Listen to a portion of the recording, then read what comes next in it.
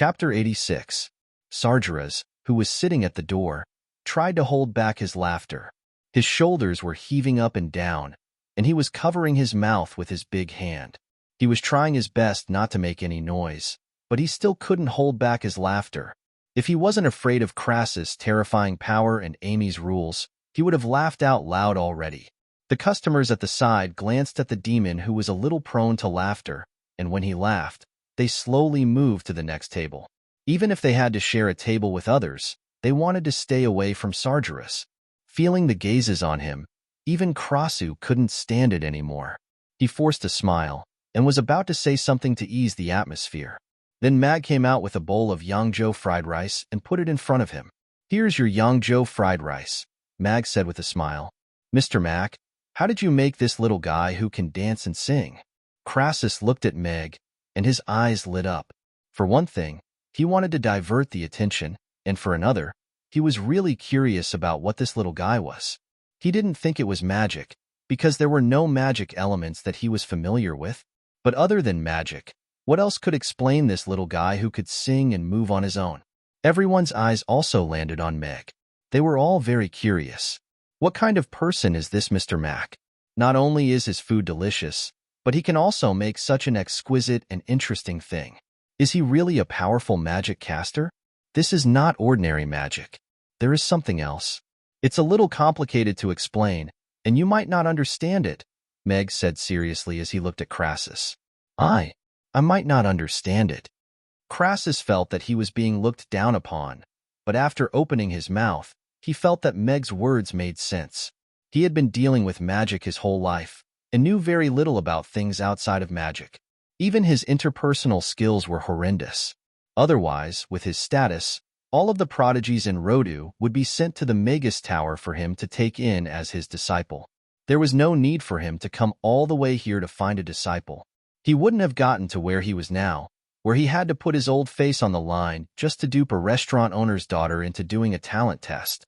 Seeing that Crassus had no intention to continue asking questions, Meg turned around and walked towards the kitchen. He didn't use the pile of mechanical theory that he had prepared. Although it was just some professional knowledge from his university days, it should be very effective in scaring people. After all, he did get a diploma from one of the top 20 universities in the world. Amy smiled sweetly at Meg, as if she was asking for credit. Meg glanced at his greasy hand and did not reach out to rub Amy's hair. Instead, he smiled at her affectionately before entering the kitchen. Amy's performance could be said to be impeccable.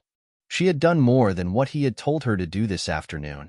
If he were to see her like this, Crassus would probably start to doubt his life. Harrison took a bite of his Ruggiamo and looked at Meg's back, his fat jiggling as he said, "Whether he is a magic caster or not, I think Mr. Mac is a very powerful person." "I agree." George nodded, his fat jiggling as he sat opposite him. At the same time, he couldn't help but look at the music box in Amy's hand and murmured, "I wonder if Mr. Mac will sell this thing? Palmer will love it if he sees it." The other customers looked at the two people who were behaving exaggeratedly and nodded thoughtfully. They also felt that Meg was not an ordinary person. Sargeras tried hard to hold back his laughter, but it made him feel even hungrier. However, he still sat there obediently and waited for his food to be served. He didn't ask the owner to serve his food eagerly or threaten to smash the restaurant as he used to do. After all, even a 10th-tier magic caster could not do anything here. Sargeras was a bit hot-tempered, but he had traveled the continent for 50 years without encountering any major dangers. In fact, he was quite well-behaved.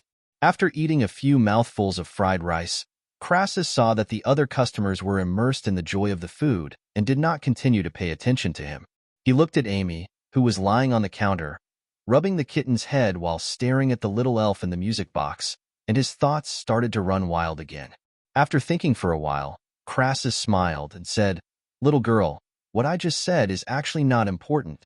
Misfortune may befall the Norland continent one day, whether it is a natural disaster or a man-made one.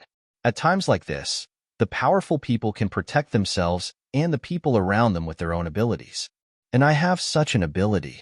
Don't you want to learn magic and protect the things you want to protect?" "I want to protect Father." Amy thought seriously for a while, and looked back at Meg in the kitchen with a determined look in her eyes. Meow, Ugly Duckling raised its head and meowed, trying to make its presence known. Not including you. Amy reached out and pressed Ugly Duckling's head down. Meow, Ugly Duckling meowed a little aggrievedly. Its voice was soft and seemed to be a little heart-wrenching. That's right. If you want to protect someone, you have to be powerful first. If you learn magic from me, you will be able to master this ability very quickly. Crassus nodded with a smile, trying to make himself look like a kind and reliable master. Although Meg had mercilessly rejected his similar words yesterday, he still wanted to confirm whether Amy had the talent to learn magic first. If she really did have exceptional talent and was suitable to inherit his legacy, he would do his best to satisfy all of Meg's requests. After all, he was going to die in 2 years, and there was nothing he cared about anymore. I also think you're right. Amy nodded, but before Crassus could smile, she looked at him suspiciously and said, "But Grandpa Whitebeard, you can't even walk properly, and you can't even protect yourself. You want to teach me how to protect Father? My opponents are only children about the same age as me?" Well, Crassus's expression stiffened again. This little girl's little brain was full of all kinds of things. She didn't follow the normal routine at all. Also, what the hell do you mean by your opponents are children? Crassus raised his eyebrows. His opponents had been orcs since he was 18 years old. When he was 24 years old, he smashed a giant dragon's head with his staff for the first time. Although it was a low-energy green dragon, he started to climb to the top after that. Bullying children had nothing to do with him. Chapter 87. The conversation between Crassus and Amy attracted the attention of the customers again. Some of the regular customers had seen Amy attack Sardras in the morning. Even with the lava demon's resistance, he was almost burned by that small fireball. Now, Crassus was asking Amy to attack as she pleased. Wasn't he being a little too arrogant? Look at that purplish gold magic caster's staff mark on his magician's robe. If I remember correctly, only the robes of the magic casters worshipped by the Roth Empire would have that mark, right? Right at this moment, a middle-aged man dressed like a merchant stared at Crassus' left shoulder with a shocked expression. There was a purplish gold magic staff embroidered on that shoulder. It really is. Could this old magic caster be worshipped by the Empire? His companions at the same table were also surprised to hear that. They looked at the mark on Crassus' shoulder. That was the highest honor that a human magic caster could receive. No one dared to impersonate one. The conversation between the two fell into the ears of the people around them, and they couldn't help but look at Crassus' shoulder. Although most of them had never seen a worshipped magic caster in person, they had heard all kinds of rumors about them. After the death of General Alex in battle, the Empire's military hadn't seen a griffin knight who could slay a dragon on his own for a long time. In the past few years, when evil giant dragons appeared to attack the Empire's cities and towns, the worshipped magic casters appeared. They used powerful magic to drive away the evil dragons and protect the peace of the land. They were increasingly respected and loved by the people. Furthermore, the worshipped magic casters of the Empire were at least 8th-tier magic casters. Every one of them was extremely powerful and had made great contributions to the Empire. If this white-robed magic caster was a worshipped magic caster of the Empire, then he was at least an 8th-tier magic caster with a high status. He was a senior that most magic casters would have to take off their hats to show respect to, but he had been humiliated by Amy time and time again. From what he had just said, it seemed that he wanted to take Amy as his disciple, but the little girl didn't seem to be interested in him. When did it become so difficult for a magus of the 8th rank to take in a disciple? The same question flashed through everyone's minds at the same time. If Amy was too young to understand, then with Meg's ability to set up such a multi-dimensional restaurant, he should be able to recognize the mark of an imperial consecrator, right? However, even after Crassus expressed his interest, Meg was still calm and did not seem to be tempted at all. This unusual behavior surprised everyone, and they began to speculate about Meg's identity and strength. For example, maybe Mr. Mac doesn't like that old magician? Could it be that he is even more powerful than this old magician? As for Crassus's invitation to Amy, after knowing his identity, everyone felt that there was no more suspense. One was a magic caster of the Roth Empire, and the other was the little daughter of the restaurant owner who could not even walk properly. The difference in status and strength between the two could be said to be the difference between heaven and earth. Even if Crassus stood there without moving, Amy would not be able to do any harm to him. A magic caster who can defeat a giant dragon with a fireball is not only an 8th-tier magic caster, but at least a 9th-tier, or even a 10th-tier magic caster, Sardras thought to himself. The scene outside Rodu that year was etched in his memory. However, after looking at Amy, Sardras's expression became a little strange. Even a 10th-tier magic caster would suffer if he underestimated this little girl's fireball magic, just like he did in the morning. Although that fireball was small, its power was not small at all. Its temperature was even higher than the flames on his body. She had such terrifying talent at such a young age. If he were a magic caster, he would probably want to take her as his disciple.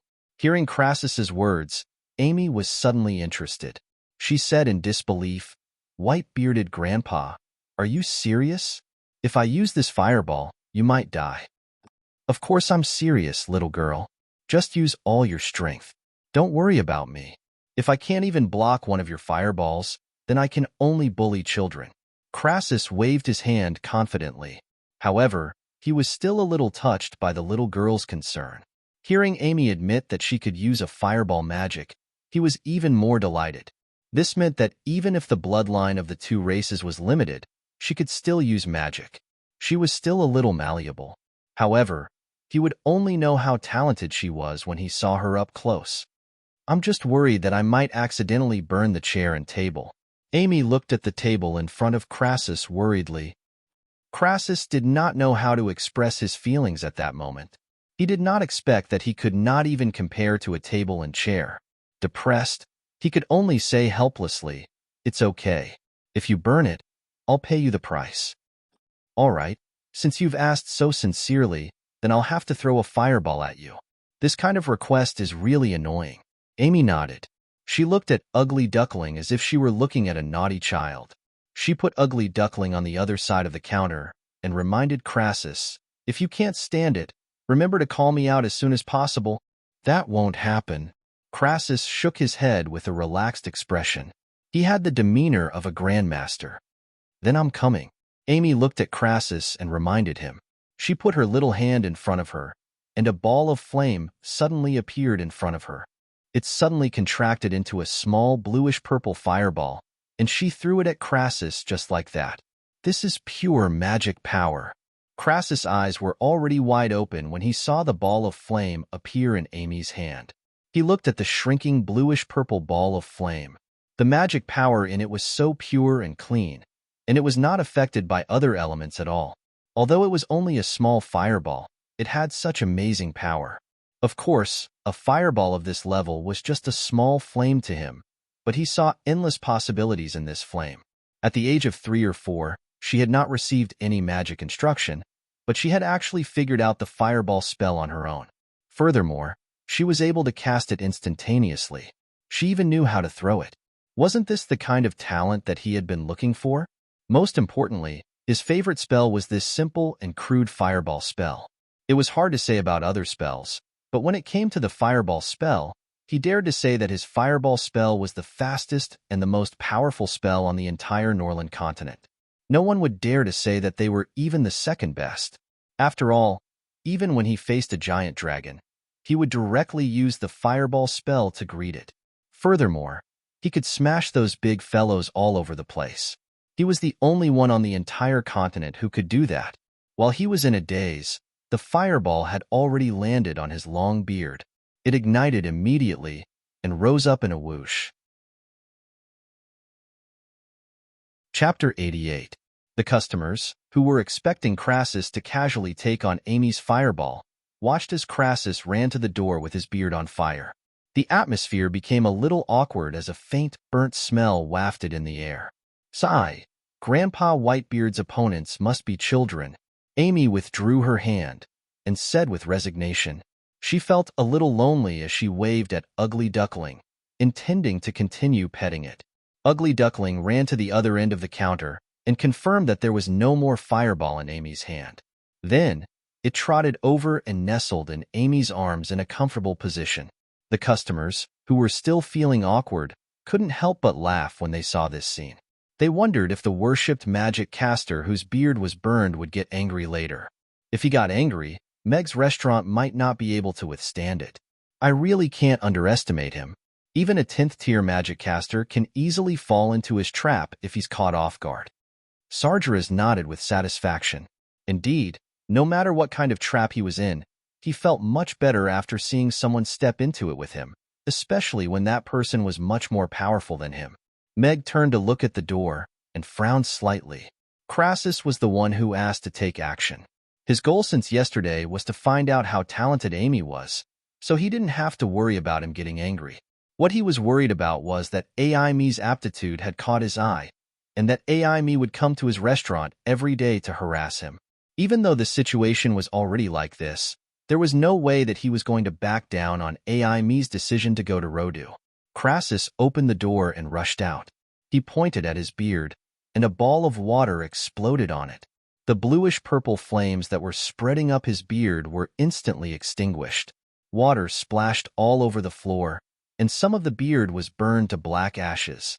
Some splashed on his white magician robe, making him look very disheveled. However, Crassus, who should have been frustrated and angry, was now ecstatic. He couldn't help but look up at the sky and laugh. He looked a little crazy, which made the customers in the restaurant stop smiling and look at the door anxiously. This old magician's beard was burned. Could it be that he went crazy? If a magician above the 8th level got angry, he could raise the entire restaurant to the ground with a single spell. Looking at his current state, it seemed that he was not in a stable state. Grandpa Whitebeard must be crazy. If I had known, I wouldn't have burned his beard. I don't even know if it can grow back. Amy looked in the direction of the door, feeling a little conflicted. If he didn't grow back, she would have to give him a new nickname. Crassus's weird laughter didn't last long, because he soon realized that he had lost his composure. He stopped laughing and adjusted his expression. He wanted to touch his beard, but there was nothing in his hand. He looked down and saw that his white beard, which was originally more than 20 centimeters long, was now less than half of it.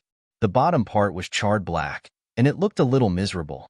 He had kept this beard for decades and carefully maintained it every day. He had strict requirements for its length. Usually, he would be distressed if a strand of hair fell off, but now it had become like this. If it was someone else who did it, even if it was a giant dragon, he would have smashed 3 big holes in his head with his magician's staff. But now, the one who did it was Amy. Moreover, he was the one who sincerely asked her to throw a fireball and promised that nothing would happen to him. Now, he had dug a hole for himself and jumped into it. He felt a little wronged, but there was no one to reason with. Forget it. Why should I compete with my precious disciple? With such talent, even if she only knows one fireball spell, she will be able to unleash my great fireball spell to the extreme. I won't look for anyone else. She's the one. However, Crassus quickly adjusted his mood. Thinking back to that pure fireball spell just now, his heart could not help but beat faster. He had walked all the way south from Rendezvous for more than half a year. He had seen many prodigies, but he always felt that they were a little different from what he expected. The moment Amy released that fireball spell, he knew that he had finally found the most suitable disciple for him. With a smile on his face again, Crassus waved his hand and threw 2 cleansing spells on himself. His magician's robe was soon refreshed, but there was no way to restore his stubble for the time being. He pushed open the door and entered the restaurant again. This old guy values his beard more than his life. Now that his beard is gone, he is still smiling. Looks like that little girl's talent is better than I thought. I have to act in advance, too. Otherwise, it would be bad if that old thing beat me to it. Snatching a disciple is better than finding one himself. That old thing's eye for talent has never been bad. At the entrance of the magic potion shop, Julian looked at Crassus, who had turned to enter the restaurant, and softly murmured to himself before turning to enter the shop. The customers who were originally worried that Crassus would attack them in a rage, or at least come in to denounce them angrily, were all stunned when they saw Crassus enter the shop with a smile on his face. What is going on now? Amy looked at Crassus, who had sat down at the table again, and seriously said before he could say anything, Say no more, half-beard grandpa. I think I can teach you how to defeat children. If you really want to learn, I can give you a cheaper tuition fee. Sitting at the door, Sargeras took out the water he had brought with him and spat it out. This time, he couldn't help but burst into laughter. A 10th-tier great magic caster was being scolded by a 4-year-old girl, and she wanted to teach him how to defeat children. This was a great magic caster who had defeated a giant dragon with a fireball spell. In the 50 years he had traveled on the Norland continent, this was the first time he had seen something so funny. The restaurant suddenly fell silent. Everyone was staring at Sargeras. The 2 customers sitting next to Sargeras slowly moved away from him, as if they wanted to get as far away from him as possible. Although they were amused by Amy's old-fashioned words, they were sober enough to not laugh at a magic caster who was worshipped by the Empire. Otherwise, they could be punished by a fireball spell in the next second. In the Roth Empire, there was a written rule that magic casters could punish anyone who insulted a magic caster. If the situation was reasonable after an investigation, the magic caster would not be held responsible. Chapter 89. His white beard had turned into a half-beard, and he had been taught a lesson by the little girl. Krasu swallowed the words that were on the tip of his tongue. He blushed and glared at Sargeras when he thought of what he had just said. Although Sargeras was a little flustered, he wasn't easily amused. He had been trying to hold back his laughter, but after hearing Amy's words, he couldn't hold it in anymore. He had to turn his head away to avoid Krasus's gaze. He covered his mouth and continued to laugh, his shoulders shaking exaggeratedly. This was the funniest thing he had seen in decades. Half-beard grandpa, don't scare Big Baldy. He'll get angry too. If he burns off the rest of your beard, you'll become a beardless grandpa, Amy reminded Krasus. Actually, it was just a small accident. I can also use the fireball spell you just used, and mine is bigger and more powerful. Krasus turned to Amy with a big smile on his face. Your second plate of Yangzhou fried rice. Meg walked out of the kitchen and put the second plate of Yangzhou fried rice in front of Krasus. He looked at him seriously and said, and as I said, Amy is still young. I'm not going to let her leave me to study magic elsewhere. If she wants, I'll find a suitable teacher for her to study in Chaos City. The customer, who was surprised that Krasu didn't lose his temper, was even more shocked when he saw Meg interrupt Krasu as soon as he stepped out of the kitchen. And it sounded like this wasn't the first time Meg had rejected Krasus. She must be very talented to be able to make him swallow his pride and try to bypass Meg to make Amy interested in him. He actually rejected him directly. Harrison looked at Meg with his mouth slightly agape. Being accepted as a disciple by a magic caster worshipped by the Roth Empire was something that would bring honor to the family. Every year, countless people would do everything in their power to send their children to the Magus Tower in Rodu. Even if they were sent there as servants, they were hoping that some magic caster would take them in as a disciple one day. But now, Krasus had taken the initiative to ask Amy to be his disciple, and Meg had rejected him directly because he didn't want Amy to leave his side. I think this reason is very easy to accept. If I had such a lovely daughter, I wouldn't let her leave my side, either. Not even a magic caster. George looked at Meg and stood firmly on his side. Yes, father. I won't leave my side. Half-beard grandpa, if you really want to learn magic, I'll teach you when I'm free. On my hands. Amy Krasus's head. I'll continue eating. Krasus looked at the determined Meg and Amy, who wanted to be his disciple. He picked up his spoon silently and continued eating his Yangzhou fried rice with a slight frown. His initial idea was to take Amy back to the Magus Tower for her education. The Magus Tower had been constantly renovated and remodeled by the royal family of the Roth Empire. It was now the most suitable place to practice magic on the continent apart from the elven fantasy mystic realm. But now, it seemed that Meg was very determined not to let Amy leave his side. He didn't lack money, and with his cooking skills, he chose to stay in the city in the chaos and open a restaurant. He probably didn't care about the power of the Roth Empire, and he hadn't shown any interest in magic from the beginning.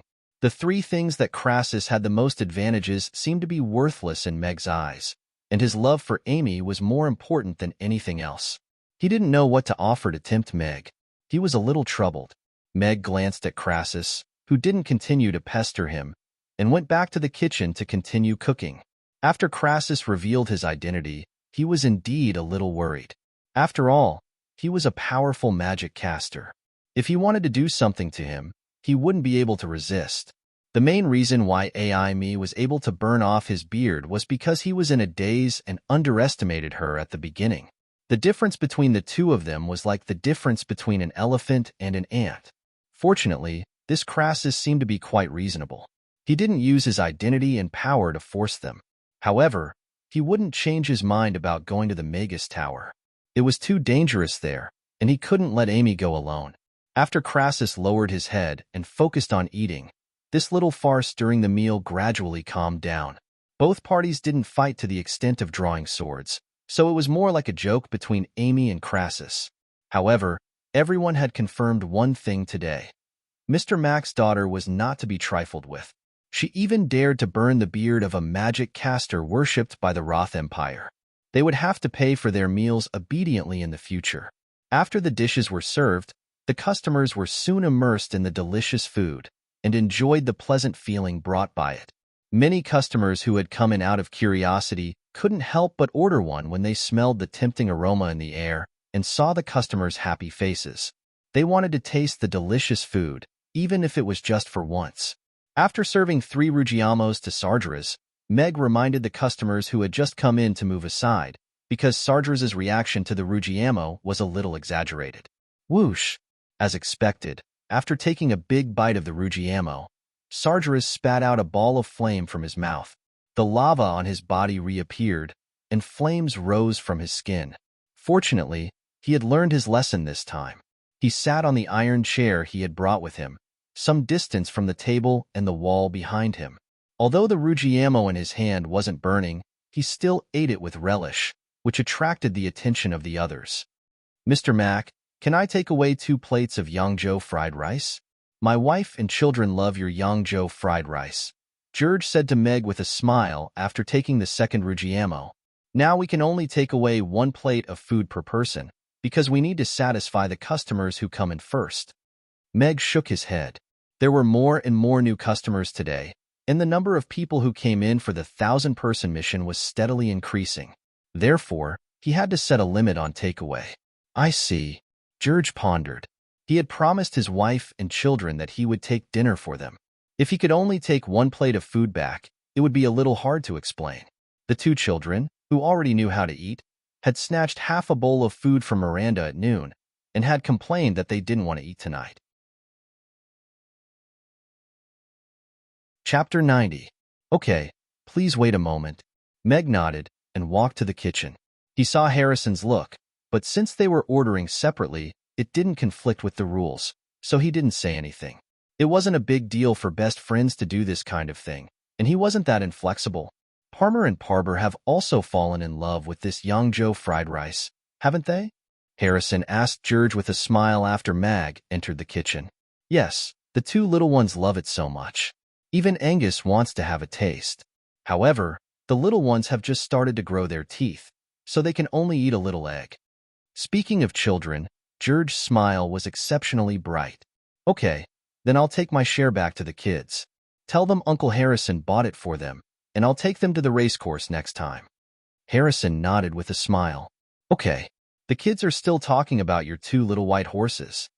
George nodded, and the 2 of them began to talk about the stud farm. Harrison's family had a stake in a stud farm, and he'd even asked George if he wanted to invest some money to buy some horses and expand the stud farm. It would be more interesting if it was a large stud farm like the ones in Rodu that could be used for horse racing. Crassus finished 2 plates of Yangzhou fried rice quietly. He still couldn't think of a way to persuade Meg, so he was a little depressed. He had a few old friends in Chaos City, but he couldn't bring himself to ask them for help for this kind of thing. Moreover, if those fellows were to come up with a solution, it would most likely be knives and gold. He did not want his precious disciple to learn magic from him unwillingly from the start. Without initiative, one would not be able to learn magic well, because the process was destined to be boring. Half-beard Grandpa, don't be sad. Although I can't go far with you to teach you fireball magic, you can stay here and let me teach you. You can go home after you learn it, Amy said to Crassus with a serious look. Amy looked at Crassus and said seriously. White-bearded Grandpa's beard had been burned by her. He seemed to be quite pitiful. Not only was he unable to walk properly, but his magic was also very poor. It was really worrying. However, Crassus's eyes lit up at the sight of Amy's pitiful gaze, as if he had been enlightened. If he had been more flexible, he wouldn't have had to return to the Rodu Magus Tower. Perhaps Meg would have agreed. However, if that was the case, then the original plan had to be changed. He had to get them to transport some things to Rodu. Young lady, the bill please. Thinking of this, Crassus took out 2 dragon coins and placed them on the table with a smile on his face. That's a total of 12 gold coins. It's 8 gold coins for your change. Amy took 2 dragon coins from the table and handed 8 gold coins to Crassus. She looked at him strangely and thought to herself, is it such a good thing to learn fireball from me? Goodbye, young lady. Crassus put away the gold coins, picked up his magic caster's staff, and walked towards the door with a smile on his face. Although it might be a little troublesome, on second thought, he didn't want to go back to the Magus Tower where he had stayed all his life. It was so gloomy. That guy used to call it the Coffin Tower. In comparison, the air in Chaos City seemed to be filled with the smell of freedom. More importantly, he could eat delicious food here and take in a precious disciple. The rest of his life was quite good. The customers watched Crassus leave with a little confusion in their hearts. They didn't understand why his mood had suddenly improved. Sargeras lowered his head slightly and didn't dare to look into Crassus' eyes.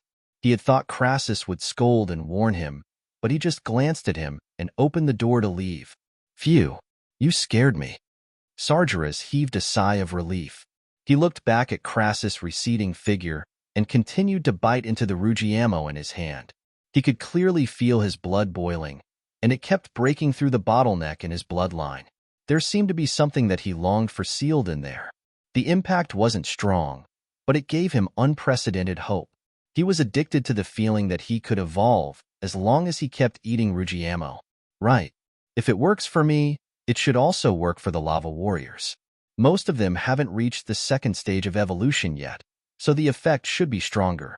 I should go back and ask them to come and try this Ruggiamo. Then I'll set up an adventure team to do high-level missions and earn money to buy Ruggiamo. Sargeras nodded. The lava demons had been quiet for many years, and it was time for them to show their prowess. After thinking for a while, he murmured to himself, why don't we call ourselves the Burning Legion? After a busy night, Meg refused to order any more food at 9 o'clock. After the remaining customers finished eating and paid, he closed the door and let out a long sigh of relief. He was a little tired after 4 hours of nonstop work. He sat down on a chair at the door and decided to take a rest before cleaning the restaurant. Father, we sold 305 Ruggiamos and 76 rainbow fried rice today, Amy said as she walked over and put Ugly Duckling on the ground. She stood on her tiptoes and began to massage Mag's back. Father, we sold 305 Ruggiamos and 76 rainbow fried rice today. Yes. The income doubled. Meg's eyes lit up. After deducting the cost, the net income was more than 900 gold coins. It was a good decision to increase the supply of Ruggiamo today. In the evening, there were more than 50 new customers. Most of them were regulars, and some were attracted by the lively atmosphere in the restaurant. The progress of the 1,000-person mission had been reached. At this speed, the mission should be completed in 15 days. More than 400 Ruggiamos had been sold. According to the current progress, the mission would be completed in 2 days, and the tofu pudding would be unlocked. The thought of having a bowl of piping hot tofu pudding filled his heart with excitement. Father, we've been eating Ruggiamo for several days. When will there be something new? Amy asked expectantly as she massaged Meg's back. Yes. In 2 days, I'll make something new for you. Meg smiled and stroked Amy's head. He hesitated for a moment and then looked at her seriously. Amy, do you want to learn magic? Chapter 91. Yes, I believe you. Meg nodded with a smile. Looking at the sensible Amy, he felt a little sorry for her. In his memory, when Meg Alex used to go out, there would often be naughty kids following behind him and imitating the way he walked. They even threw small stones at him. Although he tried his best not to let Amy see this scene, she still saw it a few times. The image of the little girl crying and standing in front of him to make those naughty kids go away was still deeply imprinted in his mind. The idea of her becoming super strong to protect him was probably born from that time. Meg looked at Amy, who had a serious expression on her little face, and couldn't help but reach out to pick her up. He held her in his arms and kissed the hair on her forehead gently. The feeling of being placed first in his heart by the person he loved the most made him feel warm in his heart, but his nose was a little sour. Don't worry, Father will also become more and more powerful. I should be the one protecting Amy. Amy just needs to be happy every day. Meg whispered in Amy's ear. He was not a good father to let her carry so many things on her shoulders at such a young age. But Amy raised her head from Meg's arms. Meg knew what Amy wanted to say. He shook his head with a smile and said, "The day after tomorrow is the restaurant's rest day. Let's go out and play for a whole day, and then go to chaos school. If Amy wants to learn magic, she can go and see if there are suitable magic casters there." Really? Amy's eyes lit up when she heard that. She looked at Meg with her big blue eyes in disbelief. However, she was a little hesitant and said, "But Amy said that she wanted to teach half-beard Grandpa the fireball spell. Won't he say that I lied to him?"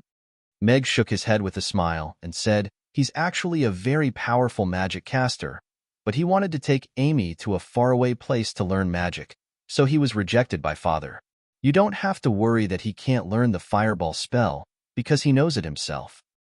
Is that really the case? But he didn't even manage to catch Amy's fireball. He even burned off his beard, Amy said doubtfully. That's because little me's fireball technique is really powerful. So, if you use fireball technique in the future, you must first consider whether the opponent can withstand it. Otherwise, if you use fireball technique, they might really be roasted. Meg nodded with a smile, but her expression became serious as she spoke. Once you have power, you must learn to control it. Although Amy was still young, Meg was already planning to slowly shape her worldview. She didn't have to be a saint, but he didn't want her to grow up to be a demon. Kindness was not a bad quality, and moderation was a philosophy of life. After being smashed into this world by the heavenly axiom, he slowly began to understand this principle. No matter what, there had to be a limit. Otherwise, even if people didn't take you in, the heavens would. Okay, Xiaomi will remember. Amy nodded seriously. Then, she looked down at Ugly Duckling, which was squatting on the ground and looking up at them. She murmured, "If I roast it, roast it." Meow. Ugly Duckling seemed to have felt a chill run down its neck, and it couldn't help but shrink its head. At times like this, it felt that its little owner was very scary. All right, then play with Ugly Duckling for a while. If you're tired, go upstairs and sleep first. I'll clean the restaurant. Meg stroked Amy's hair with a smile and put her down on the ground. Ugly Duckling, Mushroom Fairy, and I have to wait for Father to sleep together. Amy shook her head. She picked up Ugly Duckling and sat down on the high stool. She turned on the music box and hummed along to it. Suddenly, she looked up at Meg, who was wiping the table, and said, "Father, if I sing to Teacher Luna the next time I see her, will she be very happy?" "Of course." Meg nodded with a smile. Amy really liked Teacher Luna. However, Amy was only 4 years old and wasn't old enough to enroll in Chaos School. Teacher Luna had taken the initiative to let her into the classroom before. Meg was also planning to contact the teachers in the school to see if they could give Amy some elementary education related to magic on their own behalf. Now that Amy had learned the fireball magic on her own, if she didn't have a basic understanding of magic, she might not be able to control this power well. She didn't want her precious daughter to become a naughty child in the eyes of others. Being childish and being uneducated were two different things. Then Amy will learn hard and sing to Father and Teacher Luna. Amy nodded. Her little face was full of seriousness as she hummed along. Meg smiled, and his hands became much more nimble. Amy was slowly getting used to not using the word adult. Although she still used it subconsciously sometimes, Meg didn't mind. Sometimes, he still found it quite cute, so he just let her be. Meg cleaned up the dining room and marinated the cured meat that was going to be used the day after tomorrow. After washing his hands, he came out. Amy had already fallen asleep on the counter, An ugly duckling was also sleeping peacefully in her arms. Only the music box was still singing tirelessly, but the sound seemed to have become a little hoarse. System, the quality of this music box that sells for 5,000 can't be so bad, right? It hasn't even been a day, and it's already broken. Meg raised his eyebrows. Host, this music box doesn't have a perpetual motion machine, so when the battery runs out, the sound quality will change.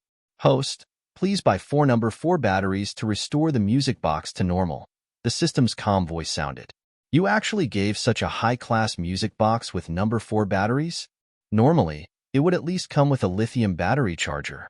Meg felt that his soul of ridicule was awakening.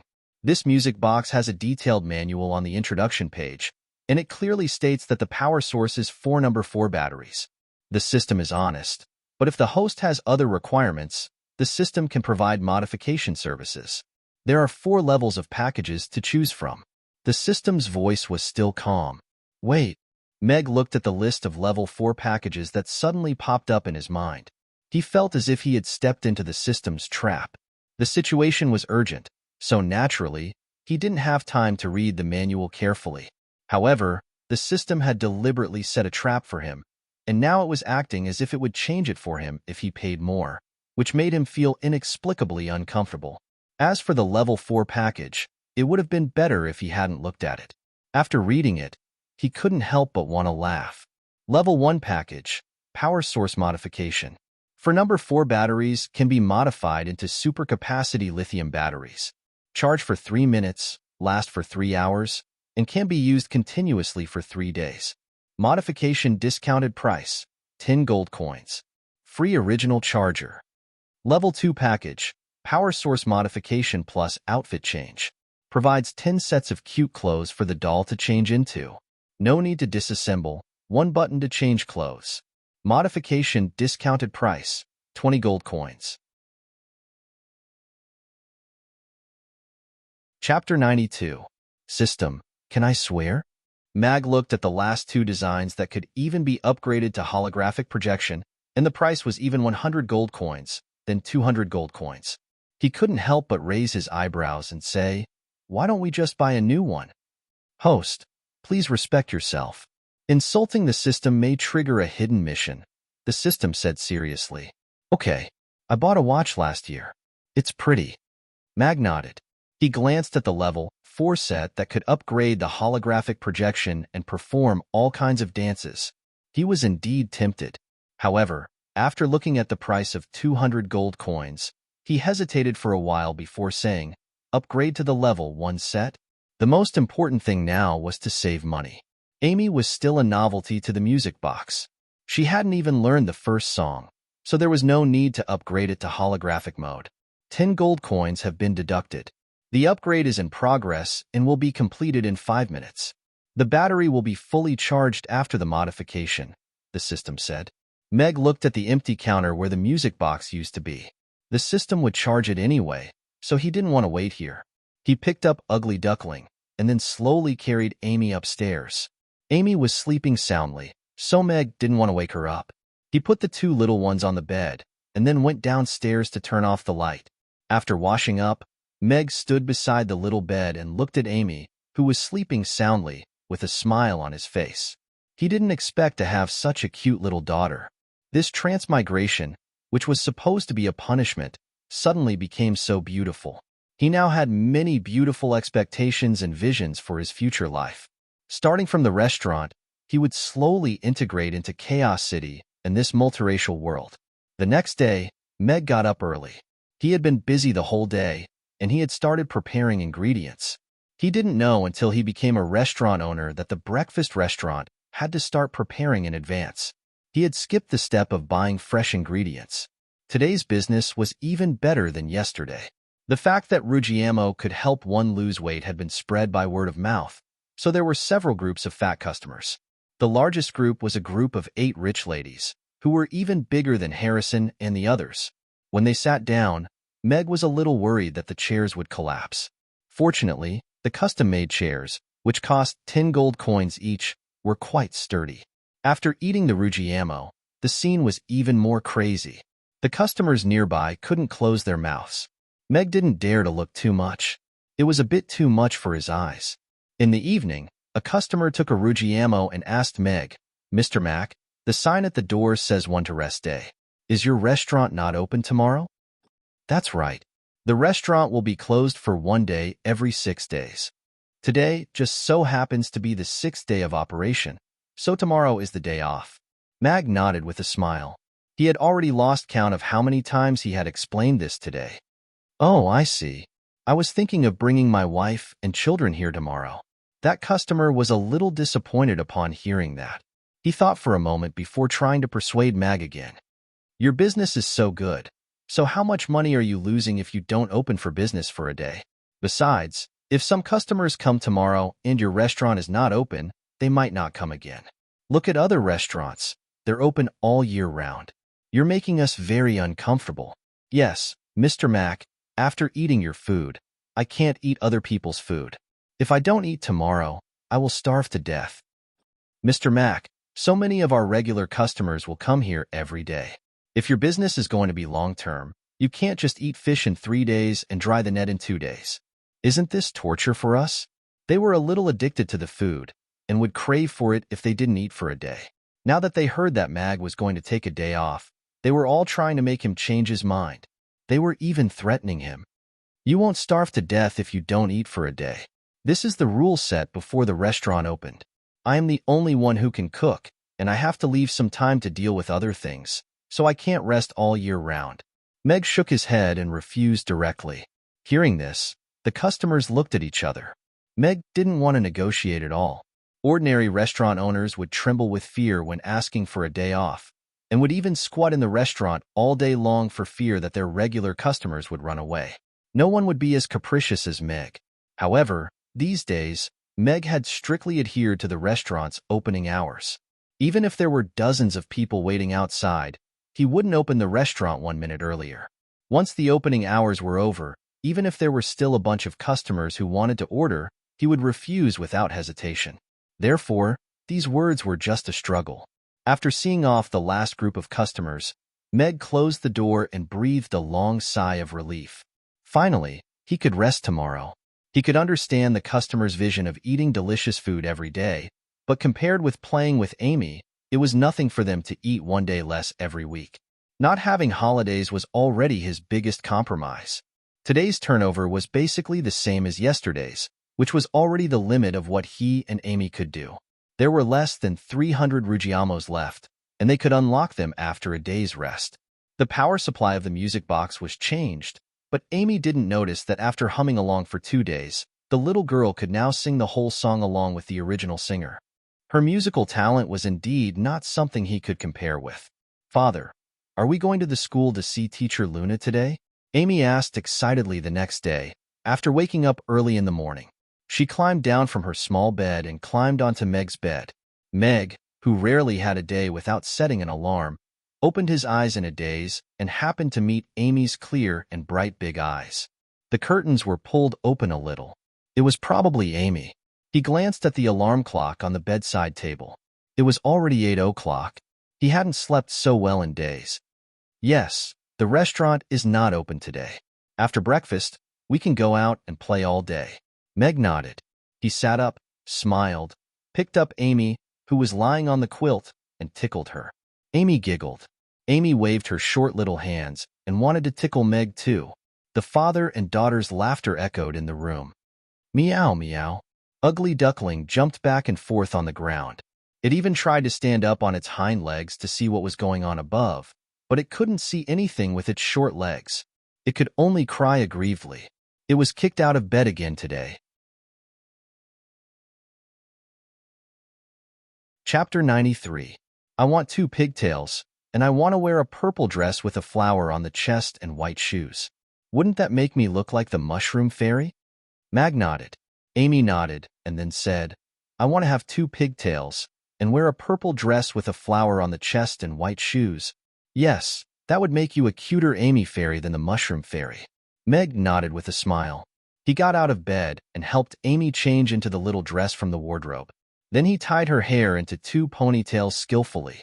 After this period of practice, tying hair was a piece of cake for Meg. However, Amy was very satisfied with this hairstyle and had no intention of changing it, so she didn't have a chance to show off her other hairstyles. After putting on the little white shoes, Amy turned around and looked at Meg. "Father, do I look good?" "Yes, you are indeed a super beautiful fairy." Meg's eyes lit up, and he nodded seriously. She was even cuter than the fairy in the music box. Meow, Ugly Duckling came over and rubbed its head gently against Amy's calf. It felt a little wrong that no one had responded to it for so long. "Ugly Duckling, don't waste the dress. You won't look pretty in it anyway." Amy bent down to pick up Ugly Duckling and sighed. Meow, Ugly Duckling raised its paw and put it in front of its face. It opened its eyes wide and meowed cutely, trying to prove that it wasn't ugly. "You look even uglier now." Amy reached out and turned its face to the side with a look of disgust. Meow, Ugly Duckling turned its face away with tears of despair in its eyes. Meg shook his head with a smile. If it were another owner, this cute little orange cat would definitely be spoiled to the heavens. However, for Amy, it was just a reserve of food. She would torture it every day. After washing up and going downstairs, Meg looked at the door. There were a few customers outside looking in through the glass window. They were pleasantly surprised to see Meg. Soon, there was a knock on the door. "System, do you sell removable blinds?" Meg frowned slightly. He suddenly felt that he needed to add something to the glass windows when he was not in business. Otherwise, he would always feel like he was being spied on. The host currently does not have the authority to allow the system to transform the restaurant. If you want to transform the restaurant, you can upgrade the restaurant to level 1. The system will transform the restaurant once for free within a certain range. The host's serious voice sounded. "Then help me measure the size of the French window," Meg said calmly. "It's 3.6 meters tall." The system replied quickly. Meg nodded and said, "Then give me a pair of this size that can be raised and lowered, as well as the supporting parts." The system will repeat itself. The host does not have the authority to make the system modify the restaurant, the system said seriously. "So, from the beginning to the end, did I allow you to modify me? I just want to buy it. Don't be so eager. Aren't you a proper gourmet system?" Meg curled his lips and said with a hint of mockery. The system silently floated a line of ellipses, then said seriously, "The system is a proper god of cookery system. It does not provide blinds." 5 gold coins? Meg said calmly. "A proper system," the system emphasized. 6 gold coins. If it's higher, I'll go buy bamboo mats. The primary color bamboo mats look good when hung up. Meg raised his eyebrows and said calmly. The system was silent, as if it was struggling. After a while, it said hesitantly, "Add a little more?" "No." Meg's lips curled up. This system really had no integrity. It flatly refused. "Add another 4 gold coins, and the system can provide blinds that match the color and material of the restaurant the best. It can be raised and lowered automatically. It can be hidden perfectly when it's closed and can block all prying eyes when it's down. It can also provide a full set of installation tools that can accurately position and punch holes. It's a foolproof installation. I guarantee you'll be satisfied," the system said in a tempting voice. "Forget it. It's too heavy. I can't lift a 4-meter-long blinds. It's even more unrealistic to install them myself. I'd better go out and find a good seller who can deliver them to my door and install them for free." Meg shook his head and said regretfully. The system fell into silence again. "Father, look, the customers are here again. We're not open for business today, right?" Amy looked up at Meg and asked confusedly when she saw the customers outside who were leaning against the window and looking in and constantly knocking on the door. "Yes, we're not open for business today, but they still want to come and eat. Have a seat, and I'll go get you a glass of water before making breakfast." Meg nodded with a smile before turning and walking into the kitchen. The signboard at the entrance was already very clear. Meg planned to explain it to the customers who hadn't left yet when he left, but he was most likely going to get a lot of sighs again. Meg wasn't in a hurry to urge the system, which had fallen silent. In any case, he couldn't be bothered to do it himself. After all, it was unrealistic for him to install such a large blinds on his own. However, if he asked someone else to help him with the automatic design, he would have to explain a lot of things, so it was naturally easiest for the system to do the installation. Why can't these guys let Father have a good day's rest? Furthermore, we're going to see Teacher Luna today. Amy looked back at Meg as she softly murmured to herself. She clenched her little fists and walked toward the door with Ugly Duckling in her arms. There were still a dozen or so customers outside the door. Some of them hadn't come for breakfast yesterday, so they didn't hear Meg's explanation, while others had come early in the morning to try their luck after hearing Meg's explanation.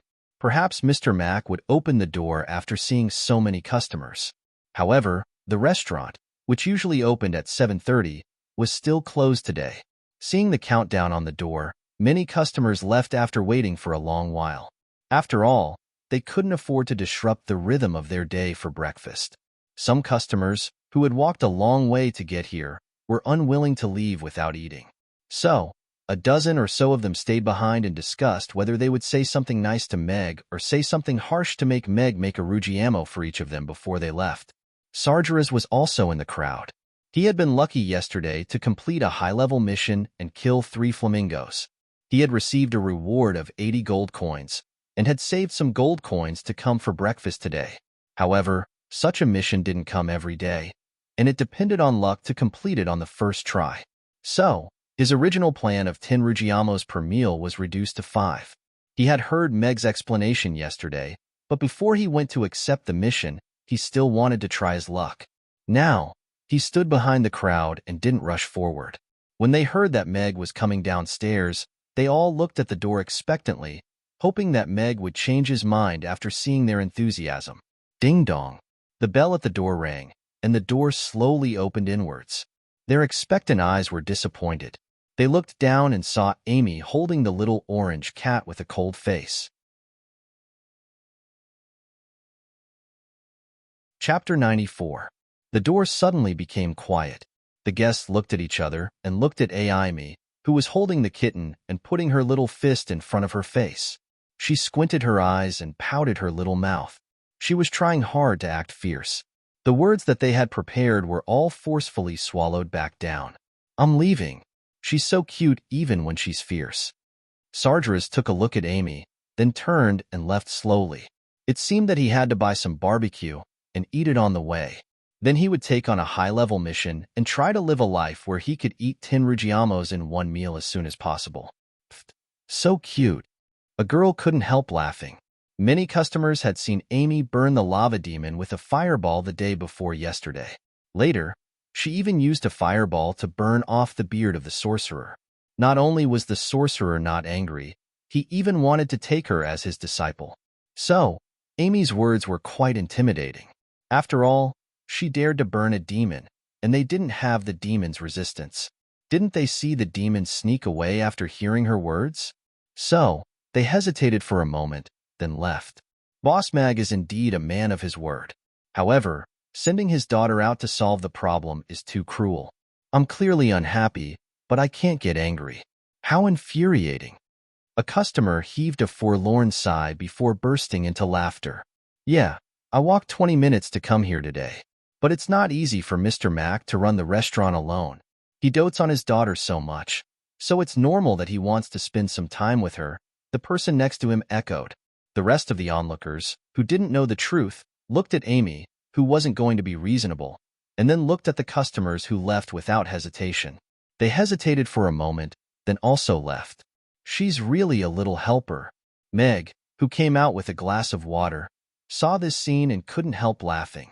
He had been thinking about how to explain to the customers so that they wouldn't be sad. He thought he would have to wrangle with them for a while, but he didn't expect Amy to open the door and threaten them directly. Then all the customers left, which saved him a lot of trouble. Father, I told them to go home obediently. When I was super fierce, they were really afraid of me. Amy turned around and looked at Meg with a cute smile on her face again. Her big eyes were saying, hurry up and praise me. Yes, Xiaomi is the best. You've helped Father a lot. Meg smiled and nodded. However, when the little brat was super fierce, it was completely cheating by acting cute. It could only be said that those customers were also very cute. Yes. Amy will do more things for Father in the future. Amy nodded and took a few sips of water from the glass. She then looked down at Ugly Duckling in her arms with a conflicted expression and said, "But father, are we going to take Ugly Duckling to see Teacher Luna? I'm afraid it's too ugly and will scare Teacher Luna. Why don't we just leave it at home?" Meow meow. Ugly Duckling immediately panicked when it heard that it was going to be left at home. It looked up at Amy and meowed with its eyes full of pleading and resentment. Ugly Duckling hasn't eaten yet, so we still have to take it out later. We'll buy it some goat's milk on the way. Meg shook his head. Besides, Miss Luna should like it. After all, Ugly Duckling, which was only a little bigger than an adult's palm, was actually a very cute little orange cat. It was just that Amy's first impression was the strongest, and she probably thought it was ugly no matter how she looked at it. However, after interacting with it for the past few days, she had been quite nice to it. Amy nodded and looked at Ugly Duckling seriously as she warned, "All right, then when we see Teacher Luna later, you must cover your face. You can't scare her or the other children." Ugly Duckling didn't know whether it understood or not, but it just nodded vigorously and pretended to understand. After breakfast, Meg took out the small basket that the herb gatherer had given him and put the little milk bottle in the basket with a soft towel in the middle. When Amy got tired of carrying it, she could also put Ugly Duckling in the basket. If they bought something on the way, they could also put it in the basket and carry it. Then, they went out in this way. Meg changed into a black-gray robe today. This was the common clothing in this world. It was a little similar to the traditional Chinese clothing, but it didn't have as many layers as the traditional Chinese clothing, and the tailoring was more neat and simple. After all, in this alternate world, there was no telling when they would run into danger. Simple and comfortable clothes were suitable for fighting and escaping. Meg's robe was the system's improved version, and it was tailor-made, so it fit very well. The pure cotton material was much more comfortable than the cotton and linen material in this world, and it looked very energetic. The black-gray robe looked more mature, but it looked a little funny when he was carrying a small basket in his hand. When they passed by the magic potion shop, Amy, Black Coal, and Green Pea tripped over each other as usual. Ugly Duckling was a little hostile to Black Coal, but it couldn't even jump up to Amy's knees now, let alone Black Coal, who was hanging at the height of a person. It could only cry out a few times in Amy's arms. Meg smiled and nodded at Julian, then left with Amy and continued walking. "Father, are we going to the school now?" Amy looked up at Meg and asked. "We'll go to a place to do something first, then go to the school." Meg shook his head with a smile. Other than going to the agency to ask for an employee, he had another place to go. Okay. Amy nodded. Although she really wanted to sing for Teacher Luna right now, she had to listen to her father if he had something to do. In this world, employment agencies were commonly referred to as job agencies. They had gradually appeared after Chaos City became prosperous. Their business had gradually expanded from simply helping workshops and adventurers guilds recruit suitable employees and members to various fields. Even hiring nannies was only one of the branches. Meg and Amy stopped in front of a shop called Guanlua Job Agency. It was a 20-square-meter shop. There were 2 rectangular wooden boards in front of the door, with a few pieces of paper pasted on them. Neatly written, each job position and number of employees were listed, as well as a simple introduction of the benefits. However, most of the words were face-to-face. Meg glanced at the information on the board. Other than the normal jobs for workshops, there were also all kinds of missions for adventurers guilds, and what abilities they needed to recruit. This kind of information should have been in the guilds column, but now it was there. There was a separate section for waiters and nannies. At a glance, the basic benefits of waiters were 3 meals a day. The average salary was 3,000 copper coins, and the working hours were usually from morning to night. It was a typical example of a job with a low salary and long working hours. Meg's expression became a little interesting when he saw the information in a small section at the bottom right corner. Looking for a succubus or elven girlfriend. Daily salary starting at 5 gold coins. Exact price will be negotiated based on appearance and skills. Looking for a demon fighter. Must have a scary appearance and be able to withstand a 3rd-tier magic caster's magic.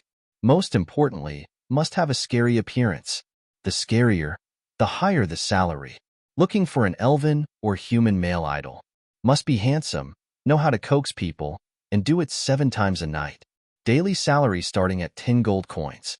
Salary can be increased if the job is good.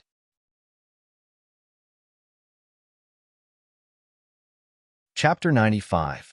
What the hell is this? Meg raised his eyebrows. He didn't expect this intermediary to be a pimp. How shameless.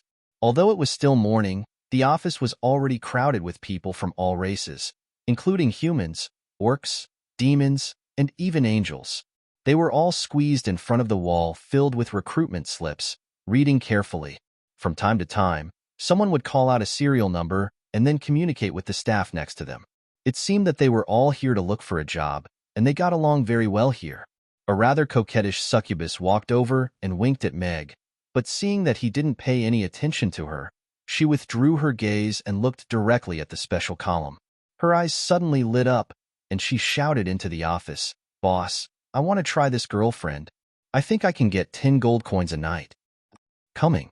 Someone immediately responded, and a balding, middle-aged man with a mustache trotted out. He first looked at Meg and Amy, then smiled and greeted the succubus. "Miss Babla, with your skills, you can even get 15 gold coins a night, let alone 10 gold coins. Come in and register first, and we will inform the investor today. Maybe the transaction can start tonight." "Okay." The succubus nodded. She flicked her fiery red hair at Meg and walked inside, swaying her graceful waist. The smell of cheap perfume that hit him in the face made Meg frown. He had seen all kinds of women in the past, and he despised this kind of bitch who thought she was good with heavy makeup. His taste had changed a few times as he grew older, but he still couldn't get the charm of this kind of woman. In fact, he was even a little disgusted. They were both succubi, but he admired the domineering older sister more. Of course, it was just admiration. Humph! Amy looked at the succubus with a wary expression and slowly withdrew her hand. This woman with a scarily pale face was trying to seduce father. If she dared to take another step forward, she would have a taste of her fireball magic. The balding middle-aged man looked at Meg with a smile, then turned to Amy and said, "Hello, sir. I am Chris, the owner of the Broad Recruitment Agency. How can I help you?" He was a little surprised by the cute half-elf girl. Judging from the way he was dressed, Meg was most likely a rich investor. Furthermore, the fact that he had a half-elf daughter indicated that he was very rich. After all, most men who married an elf would be in a very awkward situation. Furthermore, he was showing off his half-elf daughter in public meant that he was still in control of the family's finances. "I want to find a waitress for the restaurant." Meg had initially thought that this agency was a little unreliable, but after thinking about it, he realized that this was an alternate world, and there was a red light district behind the Aiden Square that was open every day, so this wasn't a big deal. This agency was quite large, so it probably had a lot of talent. Do you have any specific requirements?" Chris nodded and then explained, "Among the waitresses that we have in our agency, there are 3 categories. 1. Average looks, hardworking, and the salary requirements are slightly lower. 2. Average looks, hardworking, and the salary requirements are medium. 3. Beautiful looks, human, succubus, angel. The salary requirements are higher, and the position is more toward the restaurant's business card. The requirements for working hours are slightly higher, and their endurance is relatively lower." "So the salary requirements are only based on looks?" Meg raised an eyebrow. Those who weren't hardworking could earn high salaries as long as they were good-looking. This really was a world where looks were everything. Many restaurants can increase their turnover by a lot if they find a beautiful waitress. If it's a beautiful and open succubus waitress, the sales of drinks can easily double, so this is a very worthwhile investment. Chris' voice was tinged with a hint of temptation, and he smiled as he said, "Also, many high-priced waitresses don't mind having sex with young bosses. As for working hours, you can also find a couple of hard-working waitresses. Wouldn't that be killing 2 birds with 1 stone? Do you have information on second-rate waitresses? I'd like to take a look." Meg shook his head slightly. All men knew what Chris was implying, but he was never going to rely on a few flirtatious waitresses to increase the number of customers in his restaurant. He wasn't interested in those bitches anyway. What he needed now was a waitress who was quick on her feet and didn't talk much. Of course, her looks couldn't be too frightening, but at the very least, She had to be pleasing to the eyes of the customers. If there was an employee who met this condition, he wouldn't mind giving her a higher salary.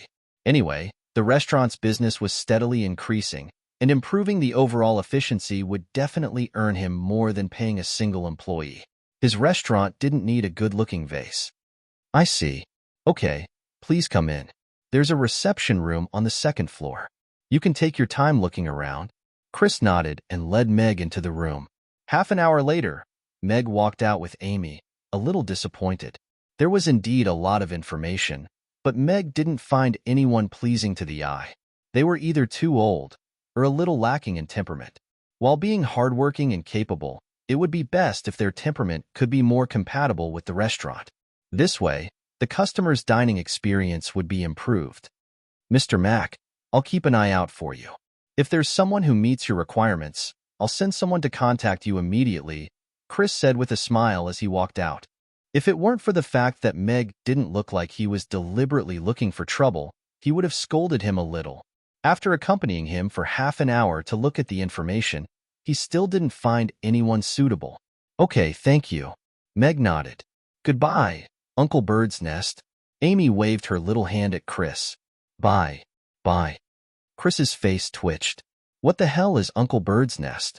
But he still had to maintain a smile. They went to the market to buy some goat's milk to feed Ugly Duckling, and then Meg took Amy to an intelligence-gathering shop. It was a human's private detective agency. He spent 10 gold coins to investigate Crassus and the owner of the magic potion shop next door. Of course, the more detailed, the better. Both of them coveted Amy, so he wanted to find out more about them first to see if they were good or bad. Meg didn't have time to collect information himself, so it was obviously a good choice to spend some money to find a professional. After all, the price could be offset by a few Rugiamos, and it was much easier than relying on others. Father, can we go to the school now? Amy looked up at Meg. They had gone to 2 places in a row, and Ugly Duckling was about to fall asleep in her arms.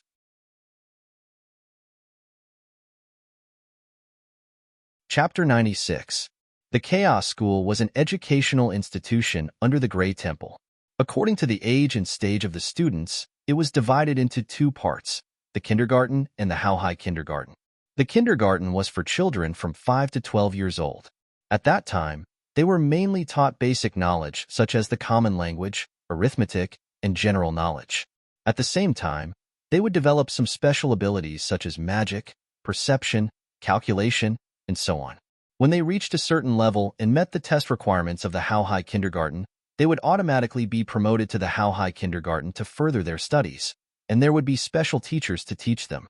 Those who couldn't pass the test by the age of 12 would lose the opportunity to stay in the Chaos School and be expelled. The ratio was about 5 to 1. Most of the students who graduated from the How High Kindergarten would be recruited by the Grey Temple to become the new blood of the Grey Temple, thus maintaining the high quality and loyalty of the members of the Grey Temple.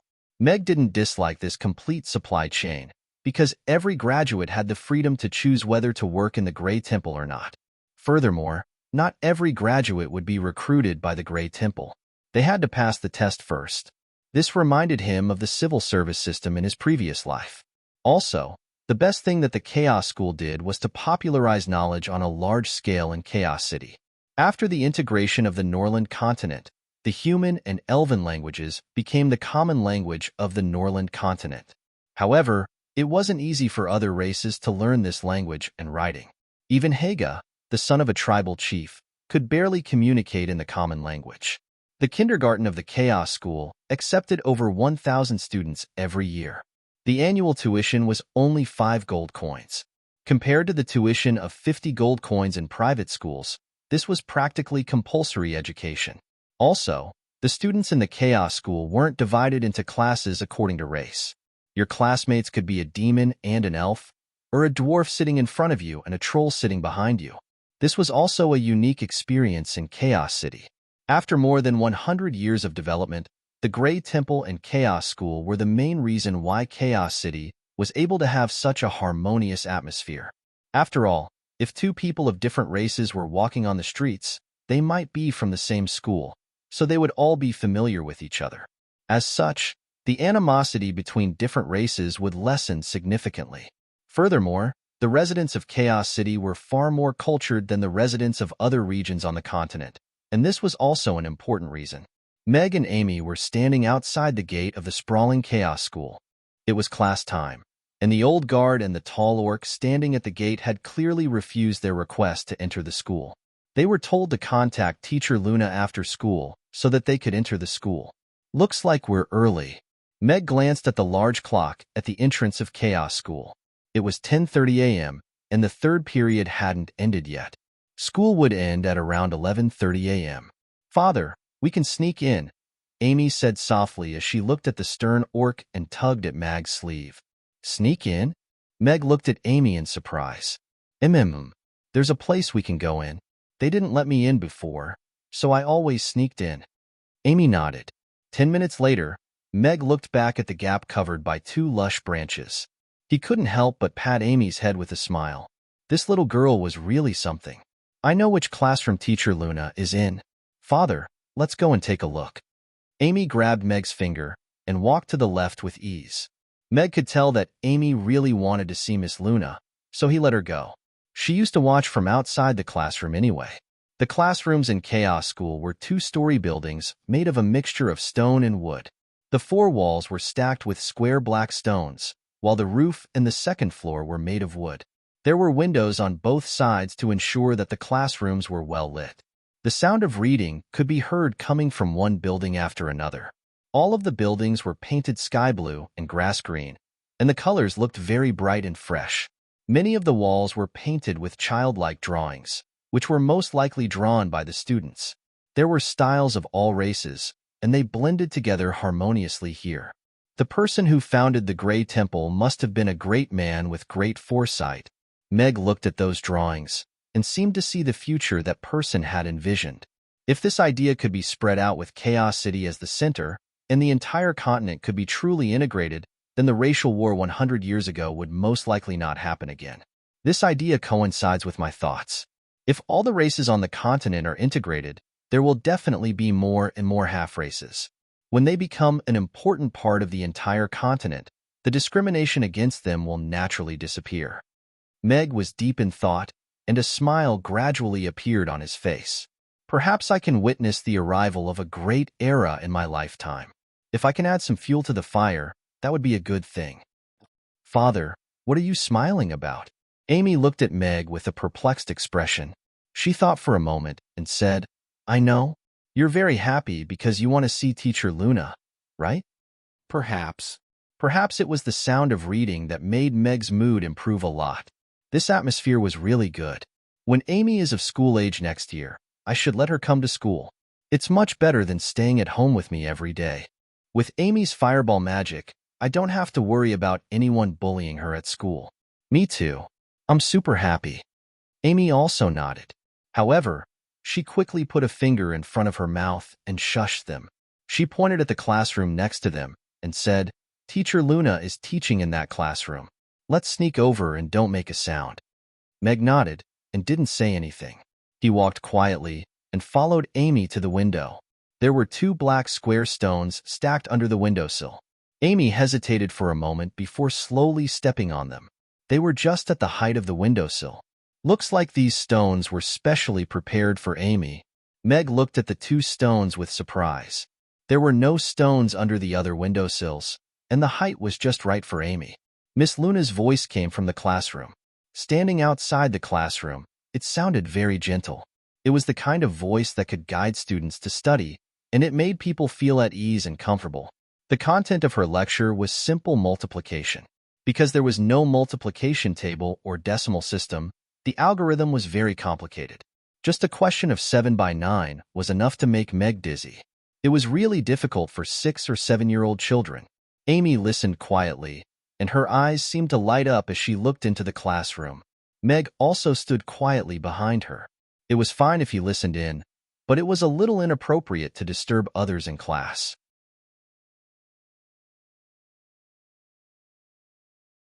Chapter 97. Meg looked down and saw that ugly duckling, which had been asleep for a while, had woken up. After it called out once, it looked at Amy and called out a few more times, each time louder than the last. Meg cursed in his heart. The classroom quieted down immediately. Luna looked at the window in confusion, thinking that some stray cat had run into the school and attracted the attention of the students. However, she soon saw Amy. Her eyes lit up, and she quickly walked to the door in surprise. "It's Amy.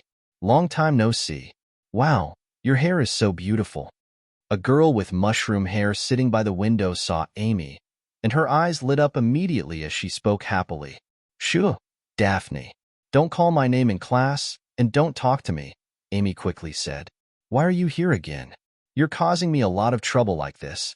Do you know that?" A little demon child with messy hair and a green bean sprout like grass on his head said seriously to Amy, "Shut up, Ignatsu. Be careful or I'll pull out that bean sprout of yours again," Daphne said fiercely as she turned to glare at the little demon child. "I'm not afraid of you," Ignatsu said as he leaned back, putting on a brave front. "Ugly duckling, don't call out. Otherwise, I'll roast you and eat you." Amy turned to glare at Ugly Duckling in the basket and reprimanded it. Ugly Duckling was probably traumatized by this sentence since it was an egg. It immediately cowered in the basket and shivered, not daring to call out again. Meg stroked its fur gently to calm it down. This trauma was probably going to follow it for the rest of its life. "Amy, you're here." Luna walked out of the door with a piece of chalk in her hand and a smile on her face. Halfway through her sentence, she saw Meg standing behind her with a small basket in his hand. She paused in surprise. "Teacher Luna, I'm here to listen to your lecture and see you. I also want to sing for you." Amy looked at Luna with a happy smile on her little face. But when she looked around the classroom, she said dejectedly, "But I think I'm affecting everyone's class again." Meg patted Amy's head and looked at Luna apologetically. "I'm sorry, I was the one who brought the child here." The cat was careless and meowed twice and disturbed Miss Luna's class. Today, Luna was wearing a powder blue maxi dress. She was still wearing the same silk scarf with a golden lily embroidered on it. It seemed that she really liked that scarf. When she looked at Amy, she had a gentle smile on her face. Of course not. The kitten's meowing piqued the curiosity of the children. Besides, everyone misses Amy, who hasn't come for many days. Luna looked at the dejected Amy and Meg, who was taking all the blame on himself. She smiled and reached out to hold Amy's little hand.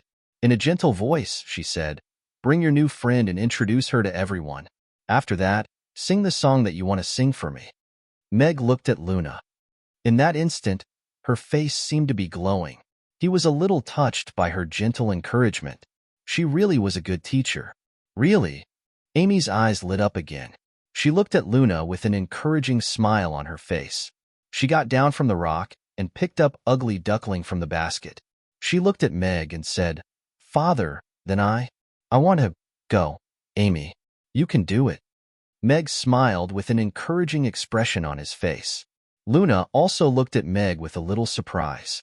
It was rare to see a father who could understand his daughter's feelings and know how to encourage her. Thinking of the Ruggiamo that she had eaten the other day, Luna's heart raced involuntarily. Although the reaction after eating it was a little shameful, the Yangzhou fried rice and Ruggiamo were really delicious. If it weren't for the fact that the money sent by her family this month had been used to buy food for the children, she probably wouldn't have been able to resist the urge to eat it again. This man's cooking is so good. She had never tasted anything better than this. Thinking back to it now, she still couldn't help but salivate. Okay. Hearing Meg's encouragement, Amy's face immediately lit up with confidence. She held Luna's hand and walked into the classroom. Meg stood by the window, smiling at Amy, who was wearing a purple dress and holding Ugly Duckling in her arms. Standing here again, she was no longer the little girl in shabby clothes. What he hoped more was that she could become more confident. Our Amy hasn't come to class for many days. Do you miss her very much? Luna looked at the children below the podium and said with a smile, "Yes, I miss her so much." Daphne was the first to cry out. She looked at Amy, who had changed into a new dress and tied up her beautiful hair, as if she had become a completely different person. Not really. Ignatsu shook his head, but he couldn't take his eyes off Amy. How did she suddenly become so beautiful and delicate like a porcelain doll? The other children also looked at Amy curiously. How did the half-elf with messy hair, who always wore shabby clothes in their memories, become so beautiful and cute all of a sudden? She was much cuter than the little elf in the next class. And when the children's eyes fell on Ugly Duckling in Amy's arms, their eyes lit up. It was so fluffy and small, but it was so cute. They really wanted to hug it and touch it, and it was white and orange. It was different from the black and white cats outside. It looked even cuter. It was the first time Amy had received so many admiring and envious gazes. She was nervous, but also very happy. No one was looking at her with disgust and pity anymore. This feeling was so good, and she couldn't help but smile. Luna also had a smile on her face. Although she had always wanted to make Amy more confident, every time she was bullied, the little girl would become more depressed and lose confidence. But after not seeing her for a few days, Amy seemed to have become a completely different person. Not only did her clothes change, but more importantly, her heart became stronger, and she became more confident. She was no longer troubled by the difference between herself and others. Naturally, it could only be Meg who had brought about this change. This made Luna a little curious. Why did Meg suddenly become so caring and protective of Amy, as if he had become a different person? Amy brought a new friend today, and she even prepared a song to sing for everyone, Luna said with a smile as she looked at Amy encouragingly. This is Ugly Duckling, my.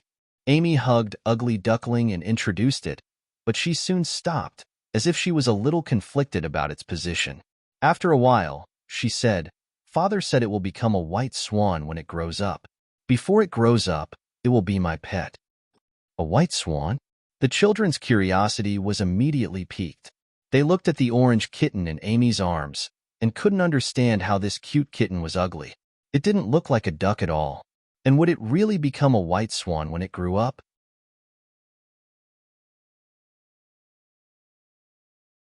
Chapter 98. Because it's ugly, Amy said matter-of-factly.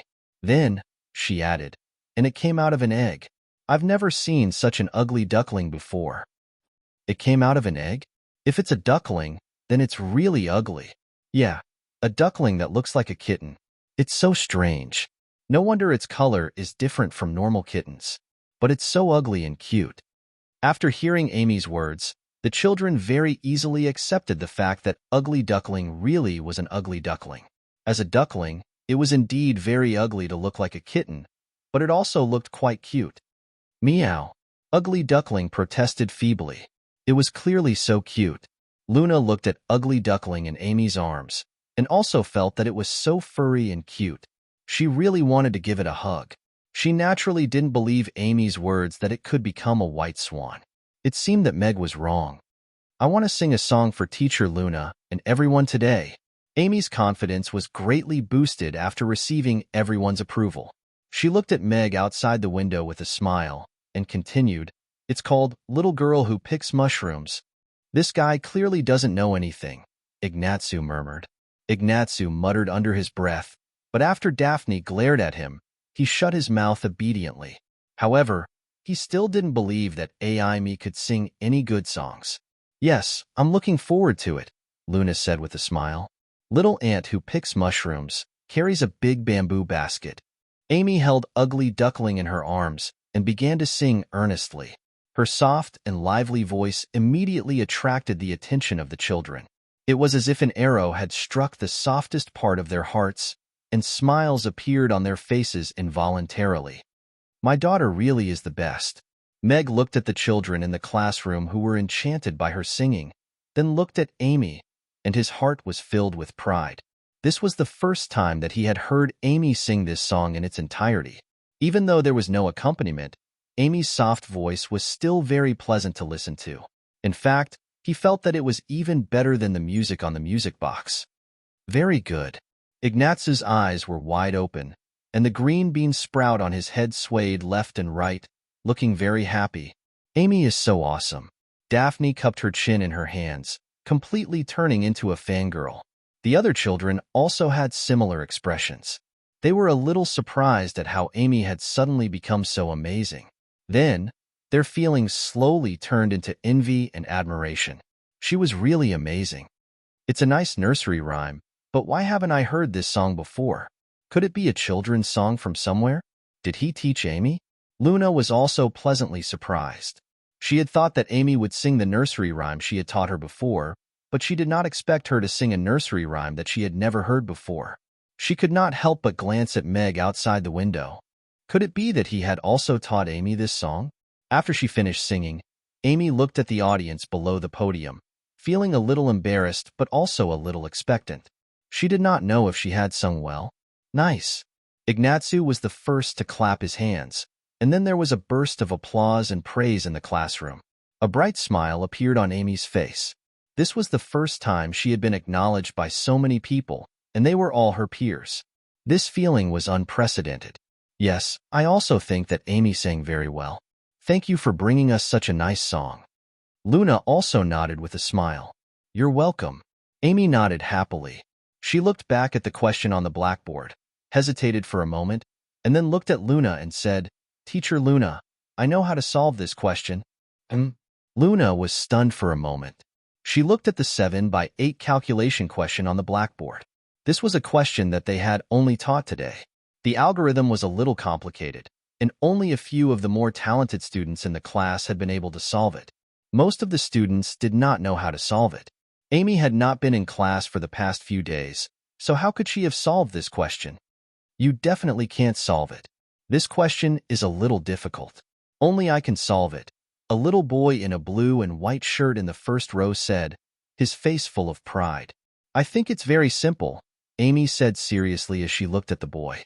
How is that possible? Then solve it for me first. The little boy looked unconvinced. There were only a few students in the class who could solve this question, but Amy said it was very simple. He did not believe it. The other children had similar expressions and felt that Amy definitely could not solve it. Only math geniuses like Teacher Luna and Palmer could solve such a question. Meg looked at the sudden argument and was a little surprised and wanted to laugh. However, this level of multiplication was too easy for Amy, who had memorized the multiplication table. It was time to let them feel the fear of being dominated by the multiplication table. Teacher Luna wanted to ease the atmosphere and bring the matter to an end. After all, Amy had just become confident.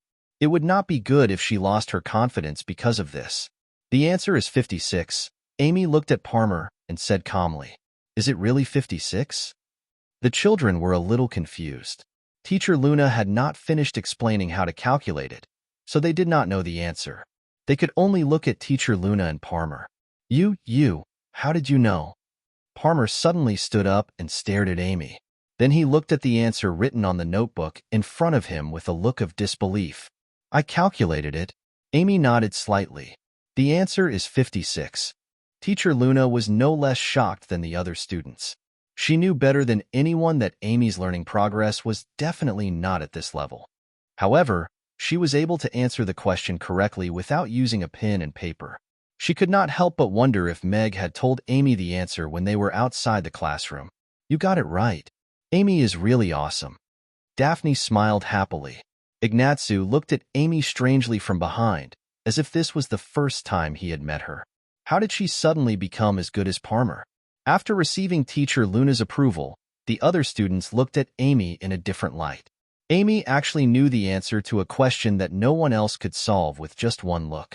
Didn't that mean she was even better than Palmer? I don't believe it. She must be lucky to get it right. Teacher Amy, give me 5 more questions. Let's see who can solve it first. Palmer felt that his throne as the #1 math genius was being threatened, so he looked at Luna and begged. I agree, Amy said coldly.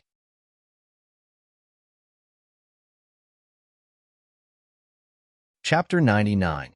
Palmer sat down again and looked at the 5 questions on the blackboard. He looked at Amy confidently and said, I'll count to 3, and then we'll start at the same time. Whoever finishes first wins. 1, 64, 42, 72, 48, 63. Done. Amy looked back at the blackboard and calmly reported 5 numbers. Palmer had just finished counting to 3, and before he could close his mouth and start copying the questions on the paper, Amy had already finished. The classroom suddenly fell silent. The children didn't know if Amy had calculated correctly, but she was much faster than Palmer. Palmer hadn't even started, and Amy had already reported the answers. So now they all looked at Teacher Luna, wondering if Amy had said the correct answers. "You're not lying, are you?" Palmer looked at Amy and asked hesitantly. "I calculated it carefully," Amy said seriously and also looked at Luna. 64, 42, 72, 48, 63. All correct. Luna looked at the questions on the blackboard and said the answers one by one. They were exactly the same as Amy's. She was so surprised that she couldn't help but raise her voice a little. This level of arithmetic was not difficult for her, but even she had to think about it in her head before she could come up with an answer. But just now, Amy had said the correct answers just by looking at the questions. This speed was amazing. She was a genius. "Amy is so good," Daphne exclaimed softly. She said what the other children were thinking. They had thought that Palmer was the best, but now it seemed that Amy was still better. "She's so scary. I can't play with her anymore. People who are good at studying are all crazy." Ignatsu looked horrified and shook his head regretfully. "I lost." Palmer was silent for a while and nodded seriously. His father had said that as a man, win or lose, he had to be gracious, especially when it came to women. Although he was often beaten by his mother and didn't dare to fight back, so he made this up to comfort himself, Palmer still felt that it was quite right. "Yeah, you lost." Amy also nodded, but she didn't look too proud. Instead, she felt that it was only natural. Of course, this attitude made Palmer feel even more depressed. Amazing! This was the only thought many of the children had when they looked at Amy. It turned out that the little girl in shabby clothes had suddenly become so awesome. She was even more awesome than Palmer. The multiplication table of the great celestial empire is indeed powerful. Meg smiled and looked at the little boy. He was quite gentlemanly and looked a little familiar, but he couldn't remember where he had seen him before. At this time, the bell rang, signaling the end of class. The children immediately put the matter to the back of their minds. Some of them could not wait for Teacher Luna to announce the end of class so that they could go out and play. "All right, class dismissed." Luna had a lot of questions in her mind, so she didn't delay the class. She held Amy's hand and walked out of the classroom. She looked at Meg and said, "Mr. Meg, there are some questions I want to ask you. If you have time, can we talk in my office?" "Sure." Meg smiled and nodded. He had something to ask her anyway. "Mr. Meg, did you teach Amy how to calculate?" When they arrived at the office, Luna gave Amy a candy and let her sit on a small chair to play with. She couldn't help but ask Meg about her doubts. How did Amy learn how to calculate these questions so quickly in such a short time? She had taught Amy many multiplication tables before, but because there were too many of them, she couldn't remember them all. At that level, she definitely couldn't answer them all. "I taught Amy a new multiplication table. At the same time, I changed the algorithm. The calculation process has become simpler, and we can get the answer directly." Meg had no intention of hiding it. Firstly, he trusted Luna more. Secondly, there was no need to hide such things. Let the multiplication table become popular in this world. Let everyone memorize the multiplication table. Just thinking about it was an interesting thing. The integration of the various races was the most direct method of war, but it was also the most problematic. If they could use culture to promote the integration, it would be a good thing. A new algorithm? Luna's eyes lit up. She had thought that Meg had been teaching Amy a lot at home. If the simpler algorithm that Meg mentioned really existed, then it would be a revolutionary step for the mathematics world. Her hands couldn't help but tremble a little. She looked at Meg and asked seriously, "Mr. Meg, is the algorithm you mentioned universal?" "It should be universal." Meg nodded. The algorithm had been popularized in China for so many years, so he didn't have to worry about it being universal. However, if he wanted to popularize it in this world, it was obviously not realistic to rely on Luna, a mathematics teacher. At the very least, it would have to be promoted by an organization at the level of the Grey Temple. "Teacher Luna, Father is really super awesome," Amy, who was sitting at the side with ugly duckling in her arms, said with pride on her little face. "Mr. Meg, although it's a little abrupt, can I take a look at the new algorithm that you've derived?" Luna looked at Meg sincerely and said, "If you want to publish it, perhaps I can help you. My grandfather is one of the officials in charge of education in the Roth Empire. Although it's inconvenient to reveal his name, he has always been dedicated to popularizing mathematics. It's just that the existing algorithms are too complicated. There aren't many people who have the patience to learn and master them. Even in chaos school, only about half of the students who graduate from the primary school can pass mathematics every year. If your algorithm is really simpler and more applicable than the existing algorithms, I'm sure he'll be more than happy to help popularize it and leave your name in the history of mathematics forever. It was naturally a good thing to leave his name in history, but Meg didn't want to be too high-profile now. The name Meg Alex should be a thorn in the hearts of many people in Rodu. If he suddenly poked out, many people would be agitated. However, Luna's identity was a little surprising. He had thought that she was just the daughter of an ordinary noble family in the Roth Empire. He didn't expect that her grandfather was an official in charge of education. In the past, Meg Alex had mainly interacted with people from the military, so he didn't know much about civil officials. Now that he thought about it, he only had a vague impression of the surname Ferd. It seemed that there was an old man who had drunk with him at a palace banquet with this surname. However, judging from the way he drank, he was quite bold. He wondered if he was related to Luna. I can write the algorithm for Miss Luna, but if you want to sign it, I'd like to sign it as Mamie. Is that all right? Meg nodded with a smile. Signing his name was naturally the best way to advertise. However, he didn't know what the students who were taught Mamie's multiplication table every day would think if he used the restaurant's name for such an epic-making algorithm and multiplication table.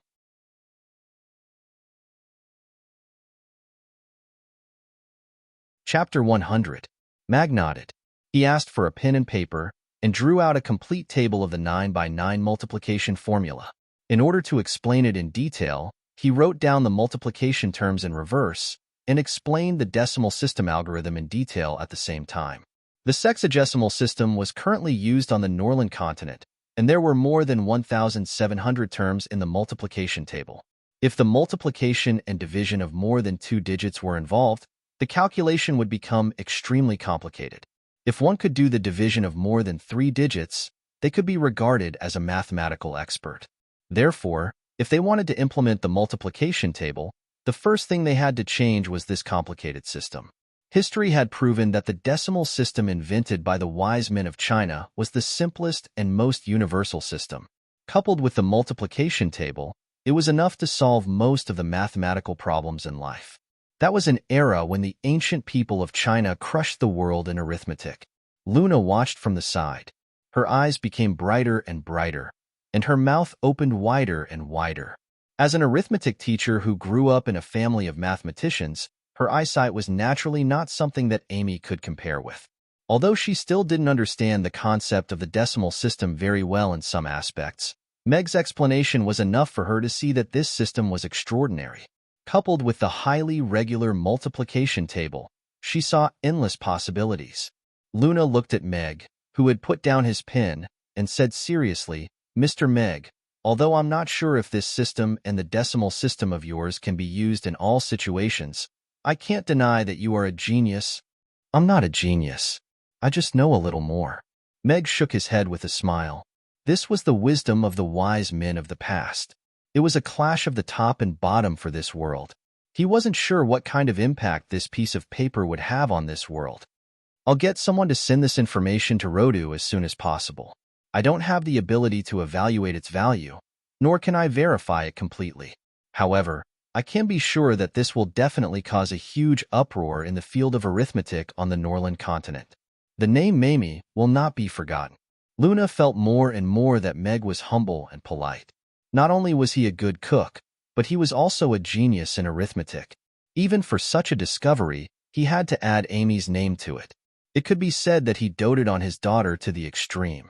This man is really interesting and curious. Is there anything that he can't do? Amy looked at Meg with her eyes shining. Even teacher Luna said that Father was a genius. Father was indeed amazing. Meg nodded with a smile. Anyway, there shouldn't be any concept of royalties or invention patents in this world. He didn't want to make money from this. He would just treat it as an awesome advertisement for his restaurant. Of course, the purpose of his visit today was not to teach Amy the multiplication table. His main purpose was to find a magic teacher for her. So, he got down to business.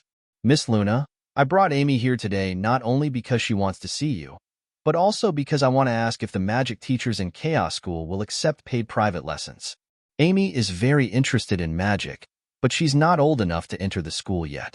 So, I want to find a teacher to teach her some basic magic knowledge in advance. I'm afraid that's not possible. The teachers in Chaos School can't teach outside for paid lessons. If the school finds out, their teaching license will be revoked. Luna shook her head awkwardly. She looked at Amy and said, also, Amy can't officially enter the school until next year. Even after she enters the school, she will have to wait until she's a little older before she has the opportunity to learn magic knowledge. After the professional magic teachers in the school confirm that she has magic talent, they will specially gather together to teach her. She didn't expect that just because Amy wanted to learn magic, Meg would personally come here to find a private teacher. I see. All right, thank you, Miss Luna, for clearing my doubts. Meg was a little disappointed to hear that. However, this was a rule, so there was nothing he could do. His original plan had fallen through. It seemed that he had to think of another way. Luna looked at Amy with a smile and said, actually, Amy is still young. There's no need to rush to learn magic. It's quite boring. Amy shook her head and said, Teacher Luna, I really like magic. I think it's super interesting. Meg and Amy played in Luna's office for a while before leaving. When they walked out of the school gate, the old guard and the orc both stared at them with wide eyes. They didn't know when the father and daughter had entered the school. I have to send it to grandfather as soon as possible. Perhaps this will be an important turning point in promoting arithmetic on a large scale. Grandfather will definitely be interested in it. Luna looked at Meg's back from the office window, and she couldn't hide the excitement on her face. She quickly walked to the table, picked up the 2 pieces of paper, and put them away carefully before walking out. Father, are we going home now? Amy asked as she held one of Meg's fingers and looked up at Meg. She was in a very good mood today. Her singing had been praised by everyone, and she had even beaten Palmer with the multiplication table that her father had taught her. She felt as if she wasn't inferior to them at all. No, since we're out, let's have a good day. We'll have lunch outside. Meg shook his head. It was indeed a little boring to stay in the restaurant every day. It was lunchtime now, so he took Amy to a popular barbecue restaurant on the side of the road. He was going to try out the dishes of this popular restaurant in this world. Ugly Duckling was sleeping in the basket, and Meg had covered it with a towel. No one would know what was in the basket if it didn't make a sound. As soon as they walked in, the aroma of barbecue wafted toward them. However, Meg couldn't help but furrow his brows. The aroma was mixed with the rank odor of mutton. Furthermore, the aroma of spices was too pungent. It was a smell even more intense than pepper. Father, are we going to eat barbecue? Amy's eyes lit up. She had never eaten barbecue before. Yes. Meg, who had been a little hesitant about whether to leave or not, nodded when he saw Amy's eagerness. He picked a seat by the window and sat down. This barbecue restaurant was one of the most popular in the Aiden Square. It was only slightly less popular than Friar's Tavern. People usually had to wait in line to eat their barbecue at night. Even at noon, the restaurant with more than 20 tables was almost full. Meg glanced at the plate in front of the customer at the table next to him. The mutton had been cut into pieces. It was dark in color, and there was a layer of blackened sauce and seasoning powder on the surface. The 2 customers were eating the beef on their plates, chatting and laughing happily. It seemed that they were quite satisfied with the food. The sauce is not even applied evenly at all. The seasoning powder is not at the right time. The charcoal temperature is too high, and the barbecue time is too long. Is this barbecue skill at the level of an assistant chef? With just one look, Meg already couldn't help but want to complain. Phew. Hold it in. Smile. You're a restaurant owner now. If you get recognized for complaining, you'll be seen as a troublemaker. Meg slowly calmed himself down. Then, he opened the menu and ordered 2 servings of the restaurant's specialty barbecue mutton and beef. The price of one serving was 88 copper coins. It was the most expensive item on the menu.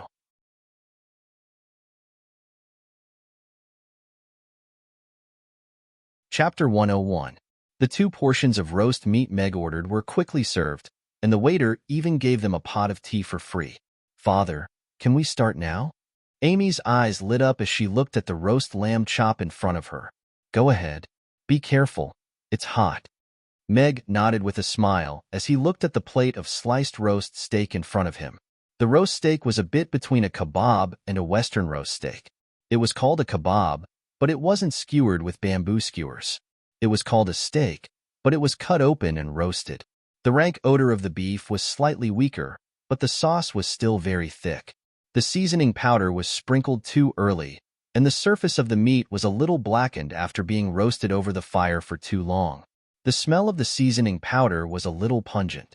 Meg was used to eating exquisite food, so his first impression of the roast beef was a little bad. Even when he occasionally went to roadside stalls to buy kebabs, they wouldn't serve such a thing to people. Okay, Amy nodded. She picked up the fork on the table and picked up a piece of lamb chop with some difficulty. She brought it to her mouth and blew on it a few times. Then she opened her mouth and took a bite. She chewed happily, looking very cute. Is it good? Mag, who didn't have much of an appetite, asked with a smile as he looked at Amy, who was eating with relish. His interest was piqued. Amy nodded.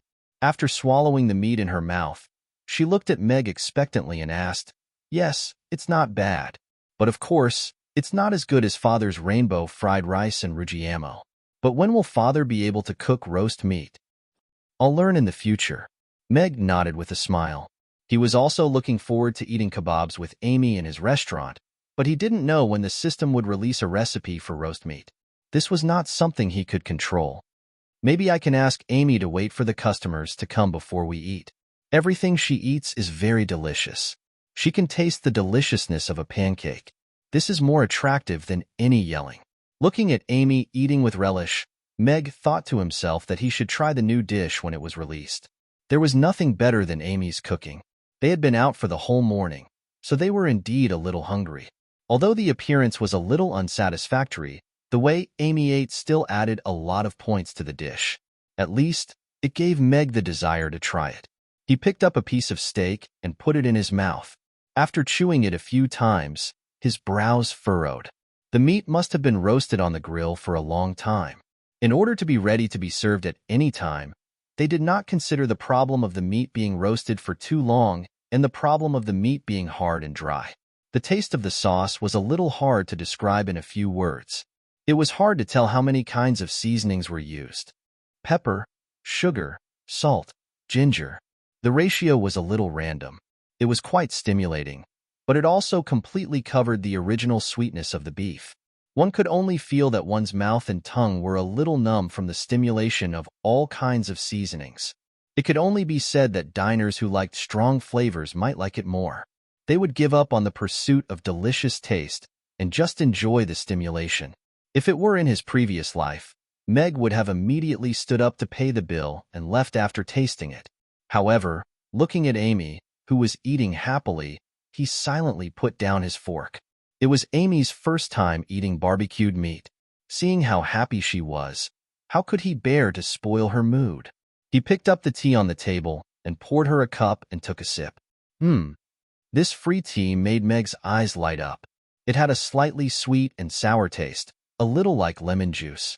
The color was clear with a little orange, similar to the color of honey water. Very quickly, the spiciness in his mouth was suppressed. He couldn't help but pour another cup and take a few sips. What kind of water is this? Meg asked the waiter passing by. Sir, this is water made from lime fruit. The waiter replied with a smile. Okay, thank you. Meg nodded. Although he didn't know what kind of fruit the lime fruit was, the water it was made from was indeed delicious. He could go in and take a look when he passed by a fruit shop later. Perhaps he could also serve the customer a cup of lime water. After all, after eating fried rice and meat, the customer's mouth was a little dry. There were even customers who asked him for plain water earlier. Host, the system solemnly reminds you that the restaurant is not allowed to sell any food other than the menu provided by the system, including drinks. The system's voice sounded in Meg's mind. Who said I was going to sell it? Meg smiled. I was going to give it to you as a gift. A line of ellipses silently floated in Meg's mind. After a while, the system's roar sounded. Host, your behavior is undoubtedly a serious provocation to the system. You are degrading the restaurant style. You are giving up on yourself. You are. System, do you sell higher-grade lime fruit? Meg calmly interrupted. Not for sale for now, the system said in a somewhat complicated tone after hearing the roar. Then it's fine. You're not selling it, so why can't I buy it? Meg curled his lips, but after thinking for a while, he said, forget it. I don't have the recipe or the experience bag anyway. I'll buy a few first and try them myself. He recalled that in his previous life, he had tried making lemon water on a whim at home several times. No matter if he added honey or sugar, the taste was indescribable. Meg felt that it was unlikely that he could develop a drinkable lime water by himself. After pouring a cup of water for Amy and eating 2 more steaks, Meg chose to give up. He would go home and make himself a plate of Yangzhou fried rice. Compared to Yangzhou fried rice, this steak tasted like wax. Father, you're not eating anymore? Amy asked curiously when she saw Meg's plate full. Yes, I'm full. Meg nodded. Then Amy can help Father finish the rest. Amy looked at the plate of steak in front of Meg with shining eyes. Okay. Meg switched the 2 plates and looked at Amy dotingly. It was the little girl's first time eating barbecue, and she seemed to like it very much. This should represent the average level of barbecue in this world. She had some grilling skills and knew how to use all kinds of seasonings and sauces, but it was too rough and not delicate enough. Father, today's barbecue is so delicious.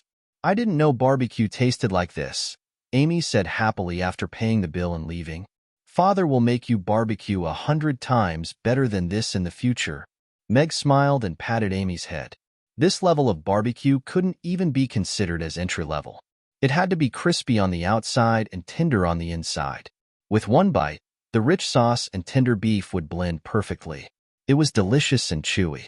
Only then could it be considered a truly delicious beef kebab. At noon, the customers who waited outside Amy's for a long time and didn't hear a response from the door for a long time all left in disappointment. Today, they really saw Meg as a man of his word. He said he wouldn't open the door, and he really went out to have fun.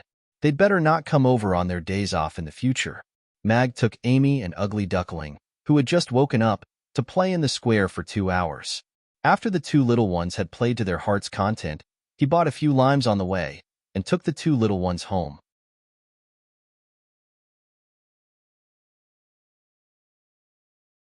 Chapter 102. It was a girl who had collapsed at the door. She was wearing a gray linen shirt and trousers, and her left hand, which was resting on her head, was pointing in the direction of the restaurant. Her blonde hair was tied into a side ponytail, and only the side of her face could be seen. She looked very thin and frail, and the loose clothes made her look even more petite. What's wrong with this big sister? Amy looked at the girl worriedly, an Ugly Duckling meowed in her arms. Why did she faint here? Meg was also a little puzzled. He squatted down to test her. Her breathing was a little weak, but it was still normal. There were no obvious injuries on her body, so if it wasn't some kind of illness, then she most likely fainted from hunger. Furthermore, there was a pair of small golden horns on her head, which looked a little like antlers. She didn't seem to be an ordinary girl, but he didn't know if she was a demon or an orc. Elves didn't seem to have horns. Right at this moment, the girl suddenly murmured, "Roast? Roast goose, roast goose. Father, she really is a little girl who sells matches. She's grown into a big sister." Amy's eyes lit up, and she looked at her with pity. Let's help her. She's so pitiful, but Ugly Duckling is still young. Meow, meow. Ugly Duckling seemed to have sensed that something was wrong, and it began to meow uneasily. All right, then let's help her. Meg looked around. There weren't many passers-by here, so he didn't know how long this girl had been lying here.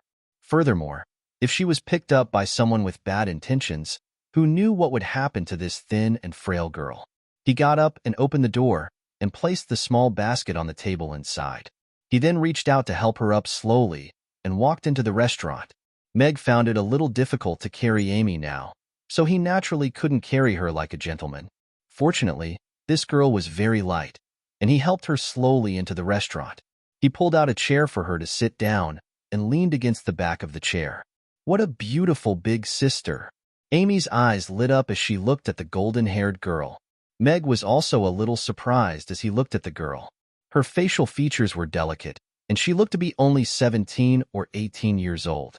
However, her two thin eyebrows were like two small, straight swords that were raised to both sides, adding a different kind of toughness to her originally gentle and beautiful face.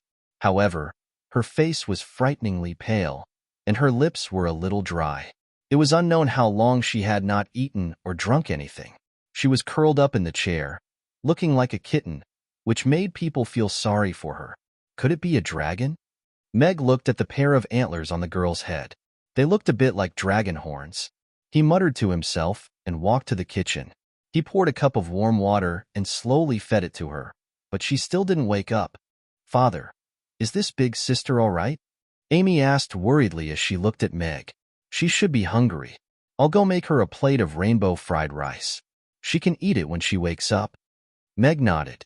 If she didn't wake up, he might have to cook porridge to feed her. Yes, yes. Father, you're so good. Meg wants to be a good person like you." Amy looked at Meg with admiration on her little face. "Yes, we have to be kind and help as much as we can. However, the most important thing is to ensure our own safety. We can't force ourselves." Meg looked at Amy and nodded with a smile. "I understand." Amy nodded seriously. Meg went into the kitchen to make the fried rice. Amy sat opposite the golden-haired girl with Ugly Duckling in her arms, looking at her worriedly. Ugly Duckling stretched out its little paws and scratched the edge of the table, making a soft, rustling sound. The golden-haired girl, who was half curled up in the chair, gradually calmed down after drinking some water. She frowned as if she wanted to wake up, but she seemed to lack the motivation to do so, and still didn't wake up. An alluring aroma slowly wafted out of the half-open kitchen. Ugly Duckling, who was nestled in Amy's arms, stopped scratching the edge of the table and stuck its little head out to look in the direction of the kitchen. Its big blue eyes were full of desire. "Don't look. It's not for you anyway," Amy said calmly. "Meow, meow." Ugly Duckling was instantly disheartened. It meowed a few times in annoyance before snuggling back into Amy's arms and closing its eyes. Out of sight, out of mind. As the alluring aroma of the fried rice wafted out, the golden-haired girl's nose twitched slightly, and her eyelids trembled as if she were struggling to open her eyes. "Father, this big sister seems to be waking up." Amy looked at the golden-haired girl and rushed into the kitchen with excitement. Yabamiya seemed to have been startled by Amy's voice, and she slowly opened her eyes. Her left eye was golden, while her right eye was black. Her pupils slowly focused, and she was greeted by the sight of an exquisitely decorated and luxurious restaurant. There were beautiful murals, beautiful chandeliers, clean and bright dining tables, and an adorable half-elf girl sitting across from her, holding an orange kitten in her arms. Where am I? Am I dreaming? Yabamiya was a little dazed. She only remembered that she was in a daze from hunger, and before she fainted, she saw a beautiful restaurant. It was like a palace, a restaurant that shouldn't have appeared in the Aden Square. After that, she lost consciousness. Now that she opened her eyes, she was sitting in that restaurant. Everything around her was so beautiful, and even the half-elf girl sitting across from her was so beautiful and adorable. The orange kitten in her arms was so furry and adorable. She had to be dreaming. What made her even more concerned was the alluring fragrance floating in the air. What kind of delicious food could emit such a fragrance? Her stomach was growling, and she couldn't help but swallow her saliva. With some effort, she looked in the direction of the kitchen. A tall, thin, and handsome uncle was walking towards her with a plate of brightly colored food. There was a kind smile on his face. She didn't think that she would be able to have such a beautiful dream before she starved to death. Of course, Yabamiya's attention was completely drawn to the alluring aroma wafting from the plate of food. All types of colorful ingredients had been sliced into even pieces, and it was as if a rainbow had been plucked from the sky before being stir-fried. The most prominent aroma was the egg aroma, and all of the other aromas mixed together to create a harmonious and alluring aroma. "Dig in." Meg gently placed the plate in front of Yabamiya with a smile. Even though this girl was still a little dazed, it was a good thing that she was awake. At the very least, she could eat on her own. Her gold and black eyes also surprised him a little. It was a very rare color for her eyes. "Thank you." Even though she felt like she was dreaming, Yabamiya still thanked him politely before scooping up a spoonful of fried rice from the center of the plate. The golden eggs were perfectly wrapped around the grains of rice. Every ingredient was cut into the exact same size, and the surface was glistening with a little bit of oil. Was he going to stir-fry so many ingredients together? She had never seen such a cooking method before.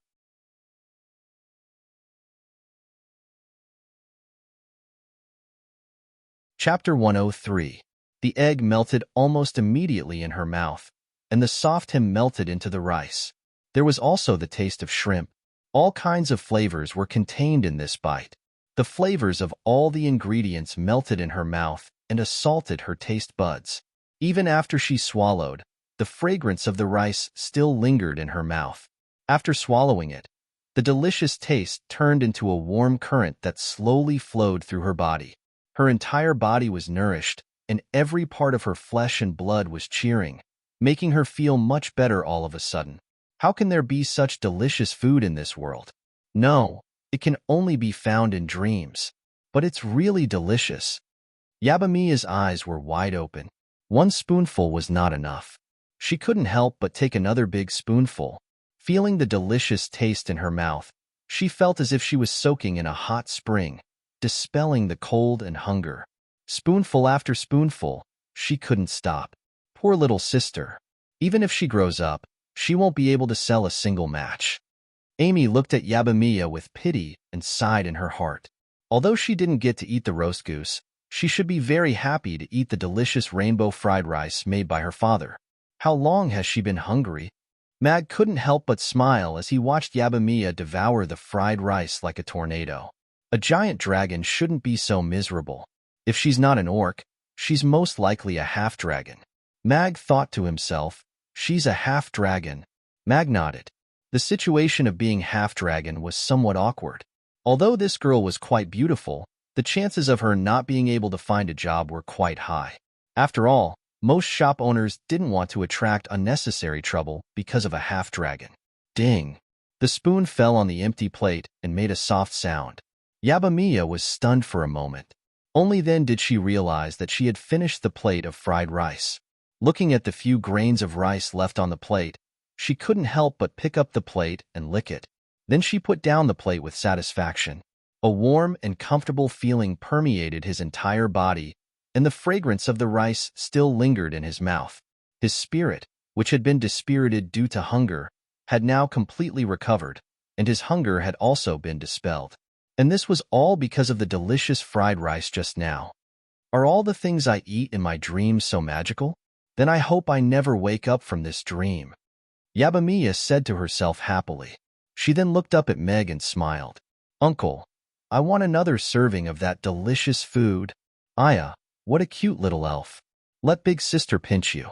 He then stroked Amy's face and stroked Ugly Duckling's head. And you're such a cute kitten. You're so much cuter than the black and white cats outside. Do you still think you're dreaming? Meg stared blankly for a moment and couldn't help but smile. However, after eating a plate of Yangzhou fried rice, the girl's face regained some color. When she smiled, her two small canine teeth were exposed. She was quite bright and lovely.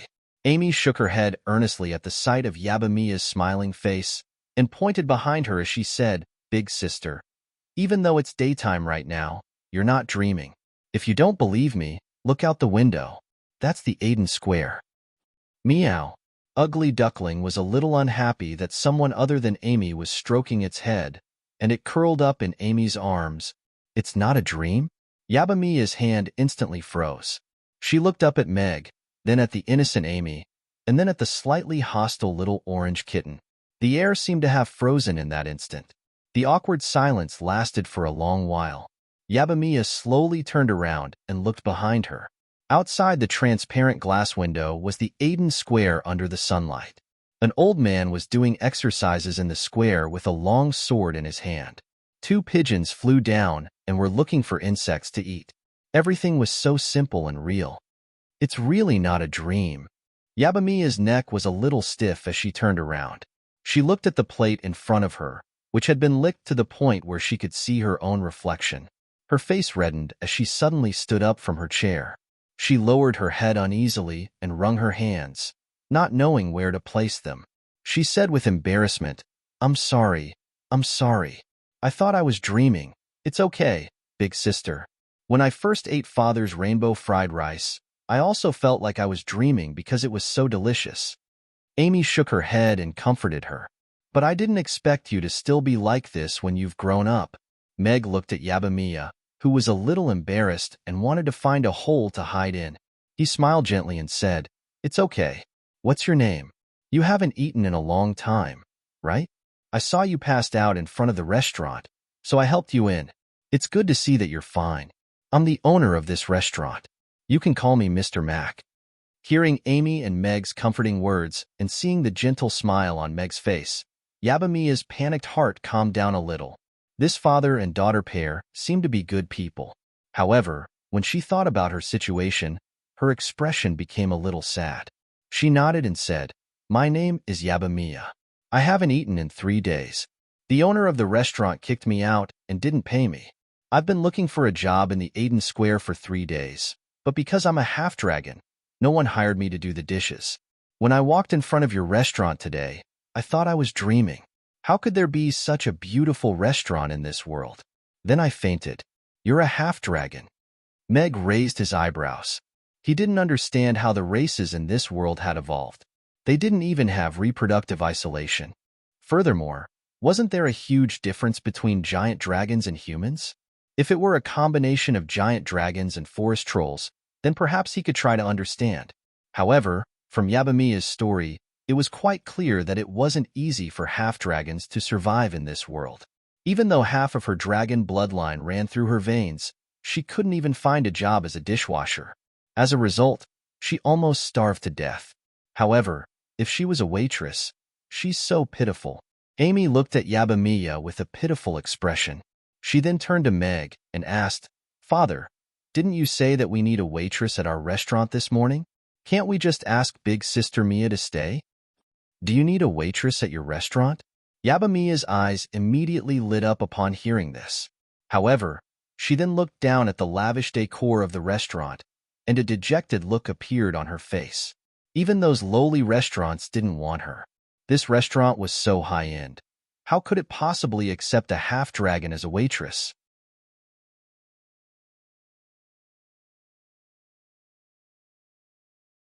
Chapter 104. Yes, I need a waitress, but I haven't found anyone yet. You said you've worked in a restaurant before? Meg nodded with a smile. What Amy said was exactly what he was thinking, but he didn't directly agree to let Yabamiya stay. The restaurant didn't need a vase, and it didn't need extra staff. Yes, I've been helping out in the kitchen with my mother since I was 9 years old. My mother passed away when I was 12, and I've been helping out in the kitchen since then. Until a few days ago. Yabamiya nodded. She was a little nervous and excited when she heard Meg's question, but her expression gradually became gloomy, as if there was something she couldn't say. Then you have a lot of experience. But the waitress I'm hiring now may have a lot of work to do. Her main job is to receive customers, take orders, serve dishes, clean the table, and clean the restaurant. It will be very busy during opening hours. Are you sure you can do it? Meg didn't ask any more questions. He looked into Yabamiya's eyes and asked, Receive customers? A trace of panic flashed across Yabamiya's face, but there was also a trace of expectation. For so many years, she had been hiding in the kitchen like an invisible person. Once, the chef asked her to serve a dish to a customer. She carefully served the dish, but when the owner saw it, he was so angry that he smashed a hole in her head with a spoon, causing her to bleed profusely. She was only 13 years old at that time. Since then, she had never dared to step out of the kitchen during opening hours. She also wanted to wear clean and beautiful clothes and serve the customers' plates of delicacies with a smile on her face. She also wanted to clean up the table under the admiring gazes of the customers. However, these things were impossible for a half-dragon like her. No restaurant would hire a half-dragon as a waitress. I've never cooked before, and if I serve dishes, the customers may be unhappy, Yabamiya said without confidence. If you're worried that the customers will be unhappy because of your identity, that's not a problem in my restaurant. Amy's back is the symbol of my restaurant. She is my greatest pride. In my eyes, your race is no different from Amy's, and you won't be a burden to the restaurant, Meg said with a smile, taking a bag of Ruggiamo from the side and gently putting it on the table. Seeing the girl's self-abasement, Meg was suddenly reminded of Amy from a few days ago. However, Yabamiya had been through a lot more, so she was hurt more deeply, which made him feel some compassion for her. Yabamiya stared at Meg with her mouth slightly agape. This was the first time she had heard something like this. It was the first time someone had told her that being a half-dragon was not a problem. His gaze then fell upon the bag on the table, and he discovered that it was the back of a half-elf little girl. It was none other than the adorable little girl sitting across from him. Mag was using this as the restaurant's logo. How bold and risky was that? 2 years ago, in the Aiden Square, a drunken demon smashed up a restaurant because there was a half-orc waiter there. The owner was beaten to a pulp and died not long after. The restaurant's business was booming, and it closed down completely just like that. Although the demon was later punished by the Grey Temple and was still in prison, the culprit was the half-orc waitress. Almost overnight, all of the half-human waitresses in the Aiden Square lost their jobs. Even the kitchen helper like her had her salary cut in half, and she didn't even have enough to cover her daily expenses. However, Meg was using the back of a half-elf as the restaurant's logo, and now he was saying that he didn't care about her identity. This made her feel the love Meg had for Amy, as well as the respect he had for half-humans. To them, treating everyone equally was even more precious than pity.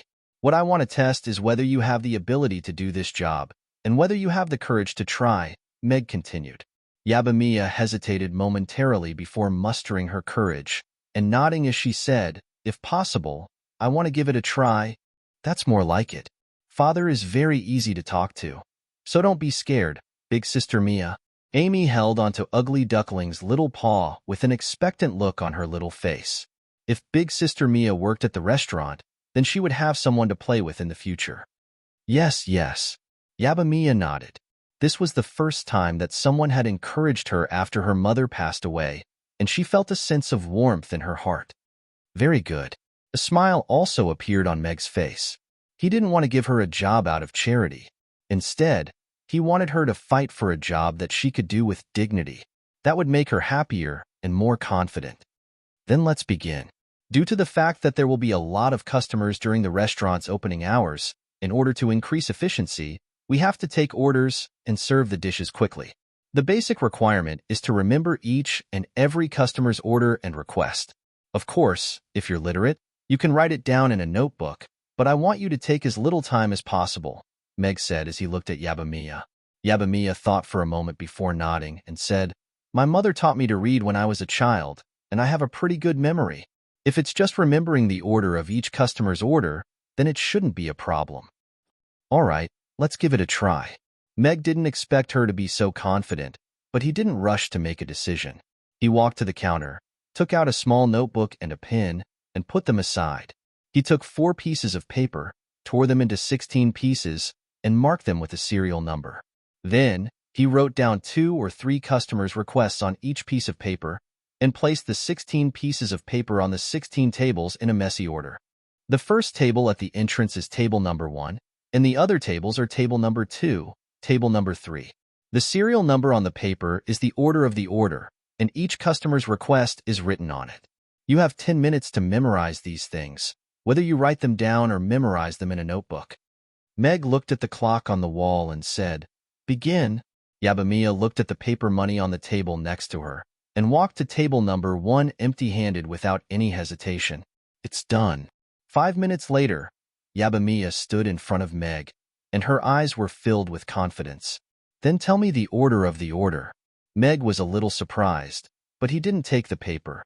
His shorthand skills had won him the first prize in a contest in junior high, so naturally, he could remember everything he wrote down clearly. 2 Ruggiamos for table 3. Yabamiya looked at Mag and listed the orders one by one unhurriedly.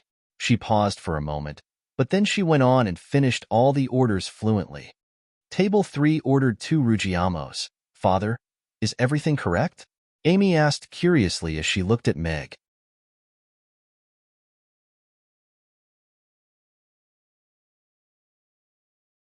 Chapter 105. Yes, the order and order were all correct. Both the efficiency and accuracy are very good. Meg nodded with a smile. Yabamiya's performance had indeed surprised him, but at the same time, he was very satisfied. This was the kind of employee he wanted. Sister Mia is so amazing. Amy clapped her little hands and looked at Yabamiya with admiration. No, I'm not amazing. Yabamiya quickly waved her hands, but her slightly red face was full of joy. She had a good memory since she was young, but she had always been ridiculed by the kitchen staff for being useless. She didn't expect to be worshipped by Amy and praised by Meg today.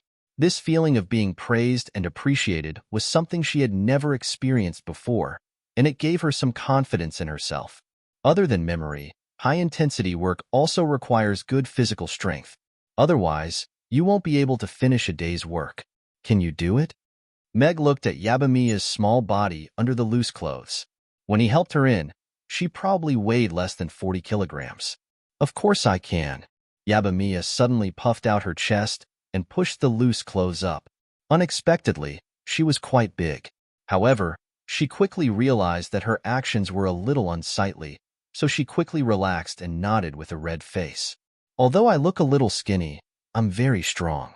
When I was in the kitchen, I could move a piece of pork by myself. I could work from morning to night. My physical strength is better than the men who help me in the kitchen. Meg pointed at the log table in front of him and said, "Then, try this table."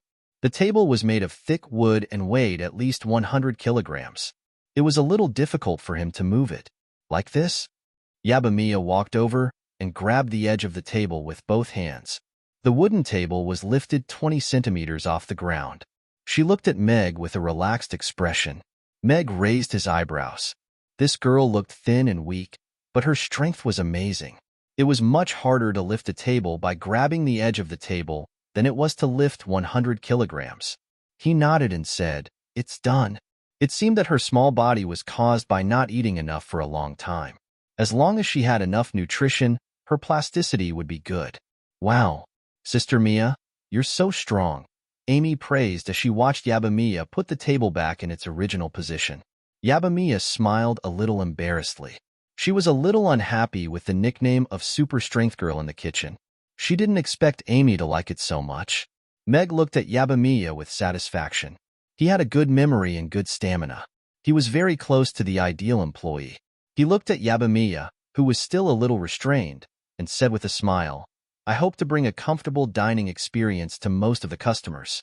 The philosophy of the restaurant is kindness, distance, equality." There was no need to be respectful to every guest, but at the same time keeping a distance, being able to put on a kind smile would make the guests feel comfortable, and treating every guest equally was the most basic respect. Now, can you please give me a sincere smile? Kindness, distance, equality. Yabamiya, who was a little nervous, fell into deep thought after hearing Meg's words. Equality was something she had never come into contact with before. Ever since she was born, she had been living in an unequal environment. The previous restaurant served the elves first, then the demons and trolls, and finally the humans. As for the half-races, they were directly rejected. There was no equality at all. However, Mag had said that he was going to treat all of his customers equally, and that should include half-breeds like her. If she could serve half-breeds in his restaurant, it would be a wonderful experience. With that in mind, a smile appeared on Yabamiya's face. She was like a little white flower blooming on the dry ground in winter. It wasn't beautiful, but it was very clean, and it seemed to purify one's soul. "If you're willing, I think you can come to work tomorrow." Meg looked at Yabamiya and said seriously. Her smile, which revealed a pair of small canine teeth, was delicate and cute.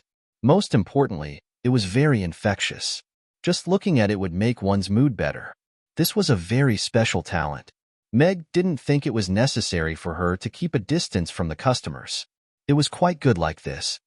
Really? Yabamiya's face was filled with disbelief. She couldn't believe what she had just heard. Yes, of course. As for your salary, the first month will be considered as a probationary period. It will be 4,500 copper coins. The restaurant will include lunch, but breakfast and dinner are not included. At the same time, It won't include accommodation. I know you're in a difficult situation, so I'll give you half a month's salary in advance to let you rent a room and have your meals." Meg nodded.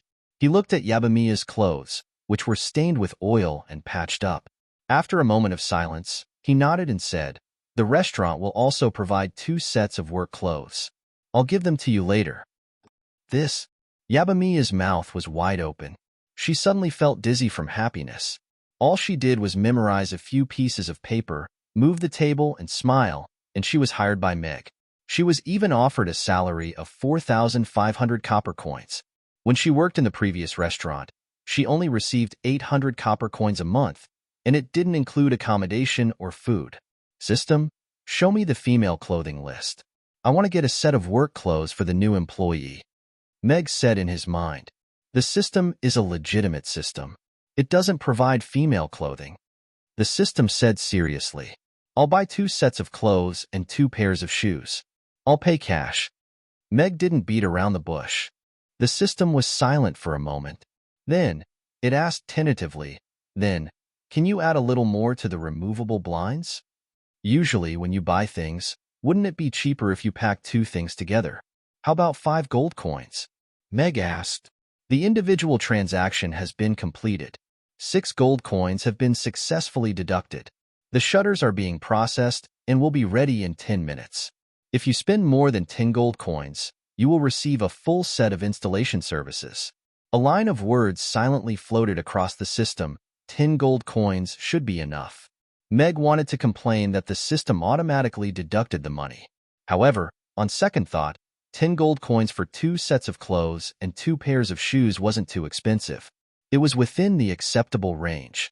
Moreover, if the system could help him with the installation, it would be much easier than doing it himself. After the successful transaction, the system became more enthusiastic. It continued.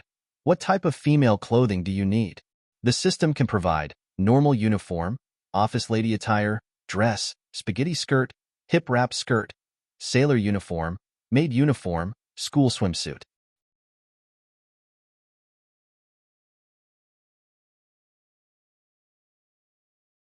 Chapter 106. The designs provided by the system were indeed very complete.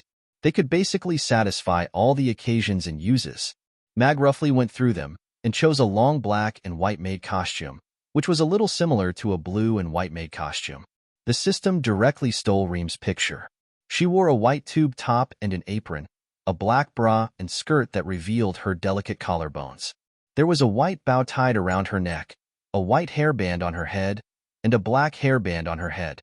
5 pairs of black and white stockings were included as a bonus. As for shoes, Mag chose 2 pairs of leather flats, 1 black and 1 white.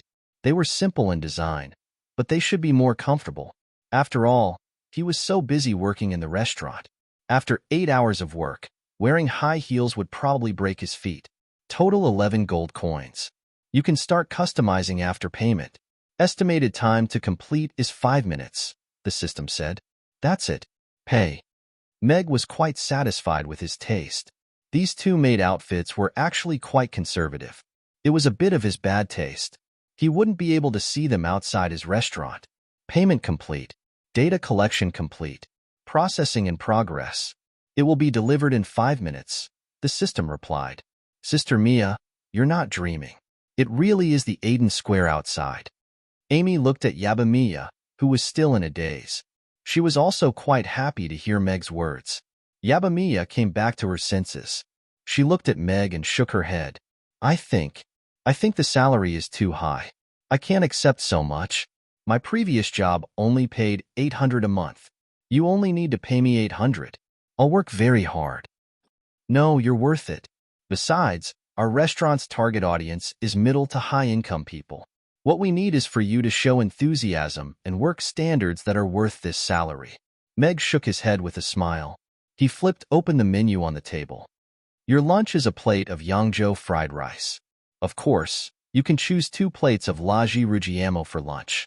When the restaurant releases new dishes, you can also choose any dish that costs less than 600 copper coins. 600 copper coins.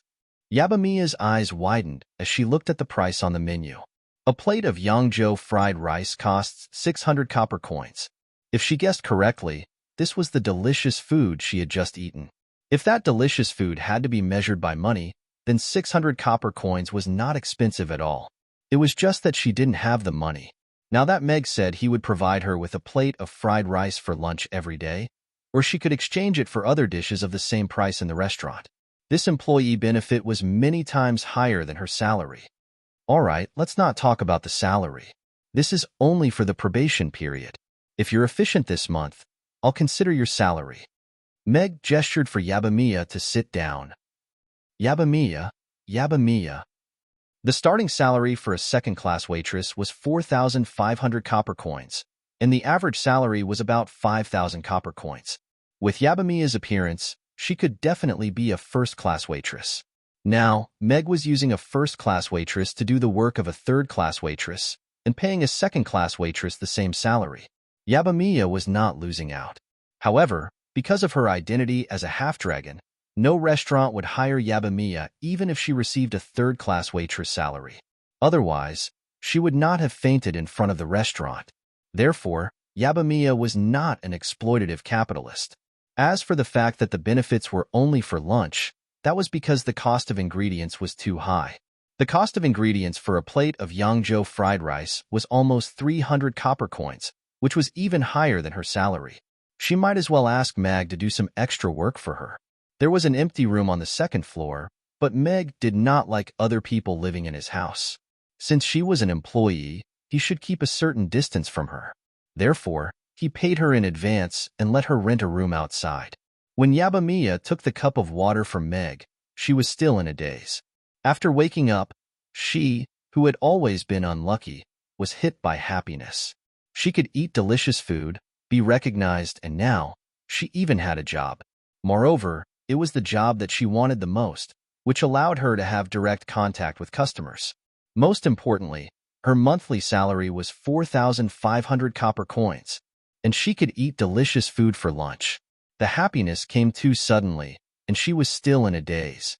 Meg was not in a hurry to guide her.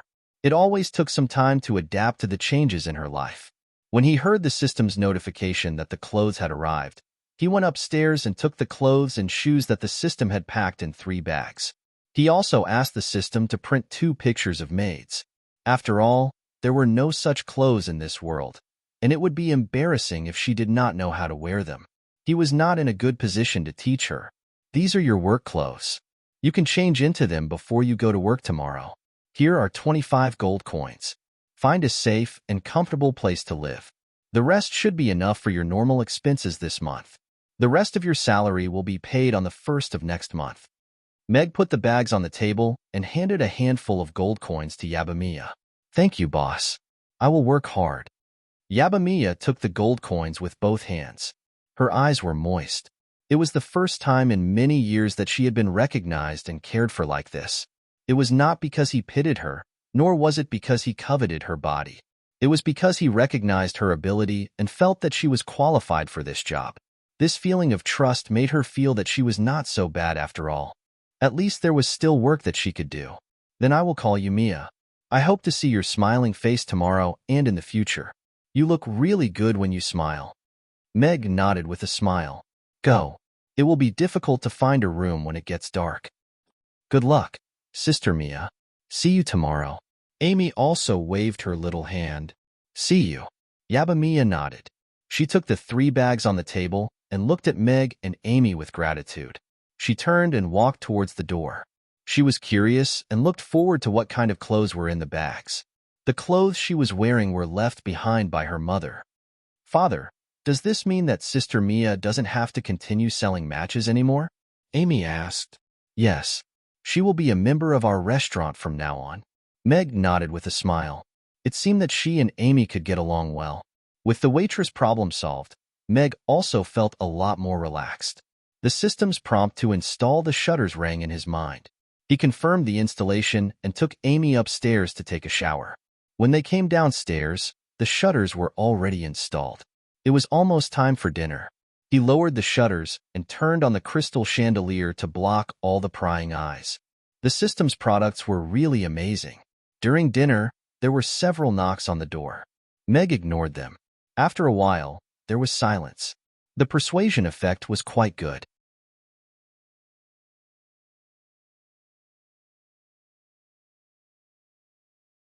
Chapter 107.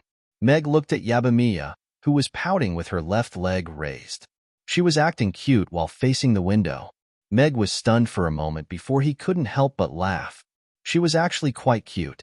Yabamiya had changed into a black and white maid outfit. The custom-made maid outfit fit her perfectly. Her limbs were slender, and her breasts were large. The waistcoat perfectly accentuated her figure. She wore a white headband on her head, and her long blonde hair was tied into a side ponytail, hanging on her right side. She wore black knee-length socks and black leather shoes. Her current appearance, coupled with the smile on her face, made her look like a young girl full of vitality. Yabamiya was stunned for a moment. She quickly retracted her arms and legs and stood at attention. Her face was red, and she looked up at the sky. What should I do? Why did I suddenly become transparent? And the boss saw me. This is so embarrassing. Mia, why are you here so early? Come in. Meg opened the door with a smile. He didn't expect Yabamiya to come so early. He didn't tell her what time to come yesterday. Good morning, Mr. Mack. When I left yesterday, I saw the sign on the door saying that the restaurant opens at 7:30 a.m. So I thought you would wake up early to prepare. That's why I came early to help. Yabamiya walked over. Although her face was still a little red, her expression and attitude were quite serious when she spoke to Meg. After she finished speaking, she added, I ate early on the way here. Okay, you don't have to come so early next time. You don't need to help in the kitchen. Just come before the restaurant opens. Meg shook his head with a smile. He moved aside to let Yabamiya in. This girl was quite attentive. He was quite satisfied with her attitude towards work. I've been helping in the kitchen for many years. If you need me to prepare ingredients, I can do a lot of things. Washing vegetables, cutting vegetables, cleaning the kitchen. I can do all of that, Yabamiya said enthusiastically.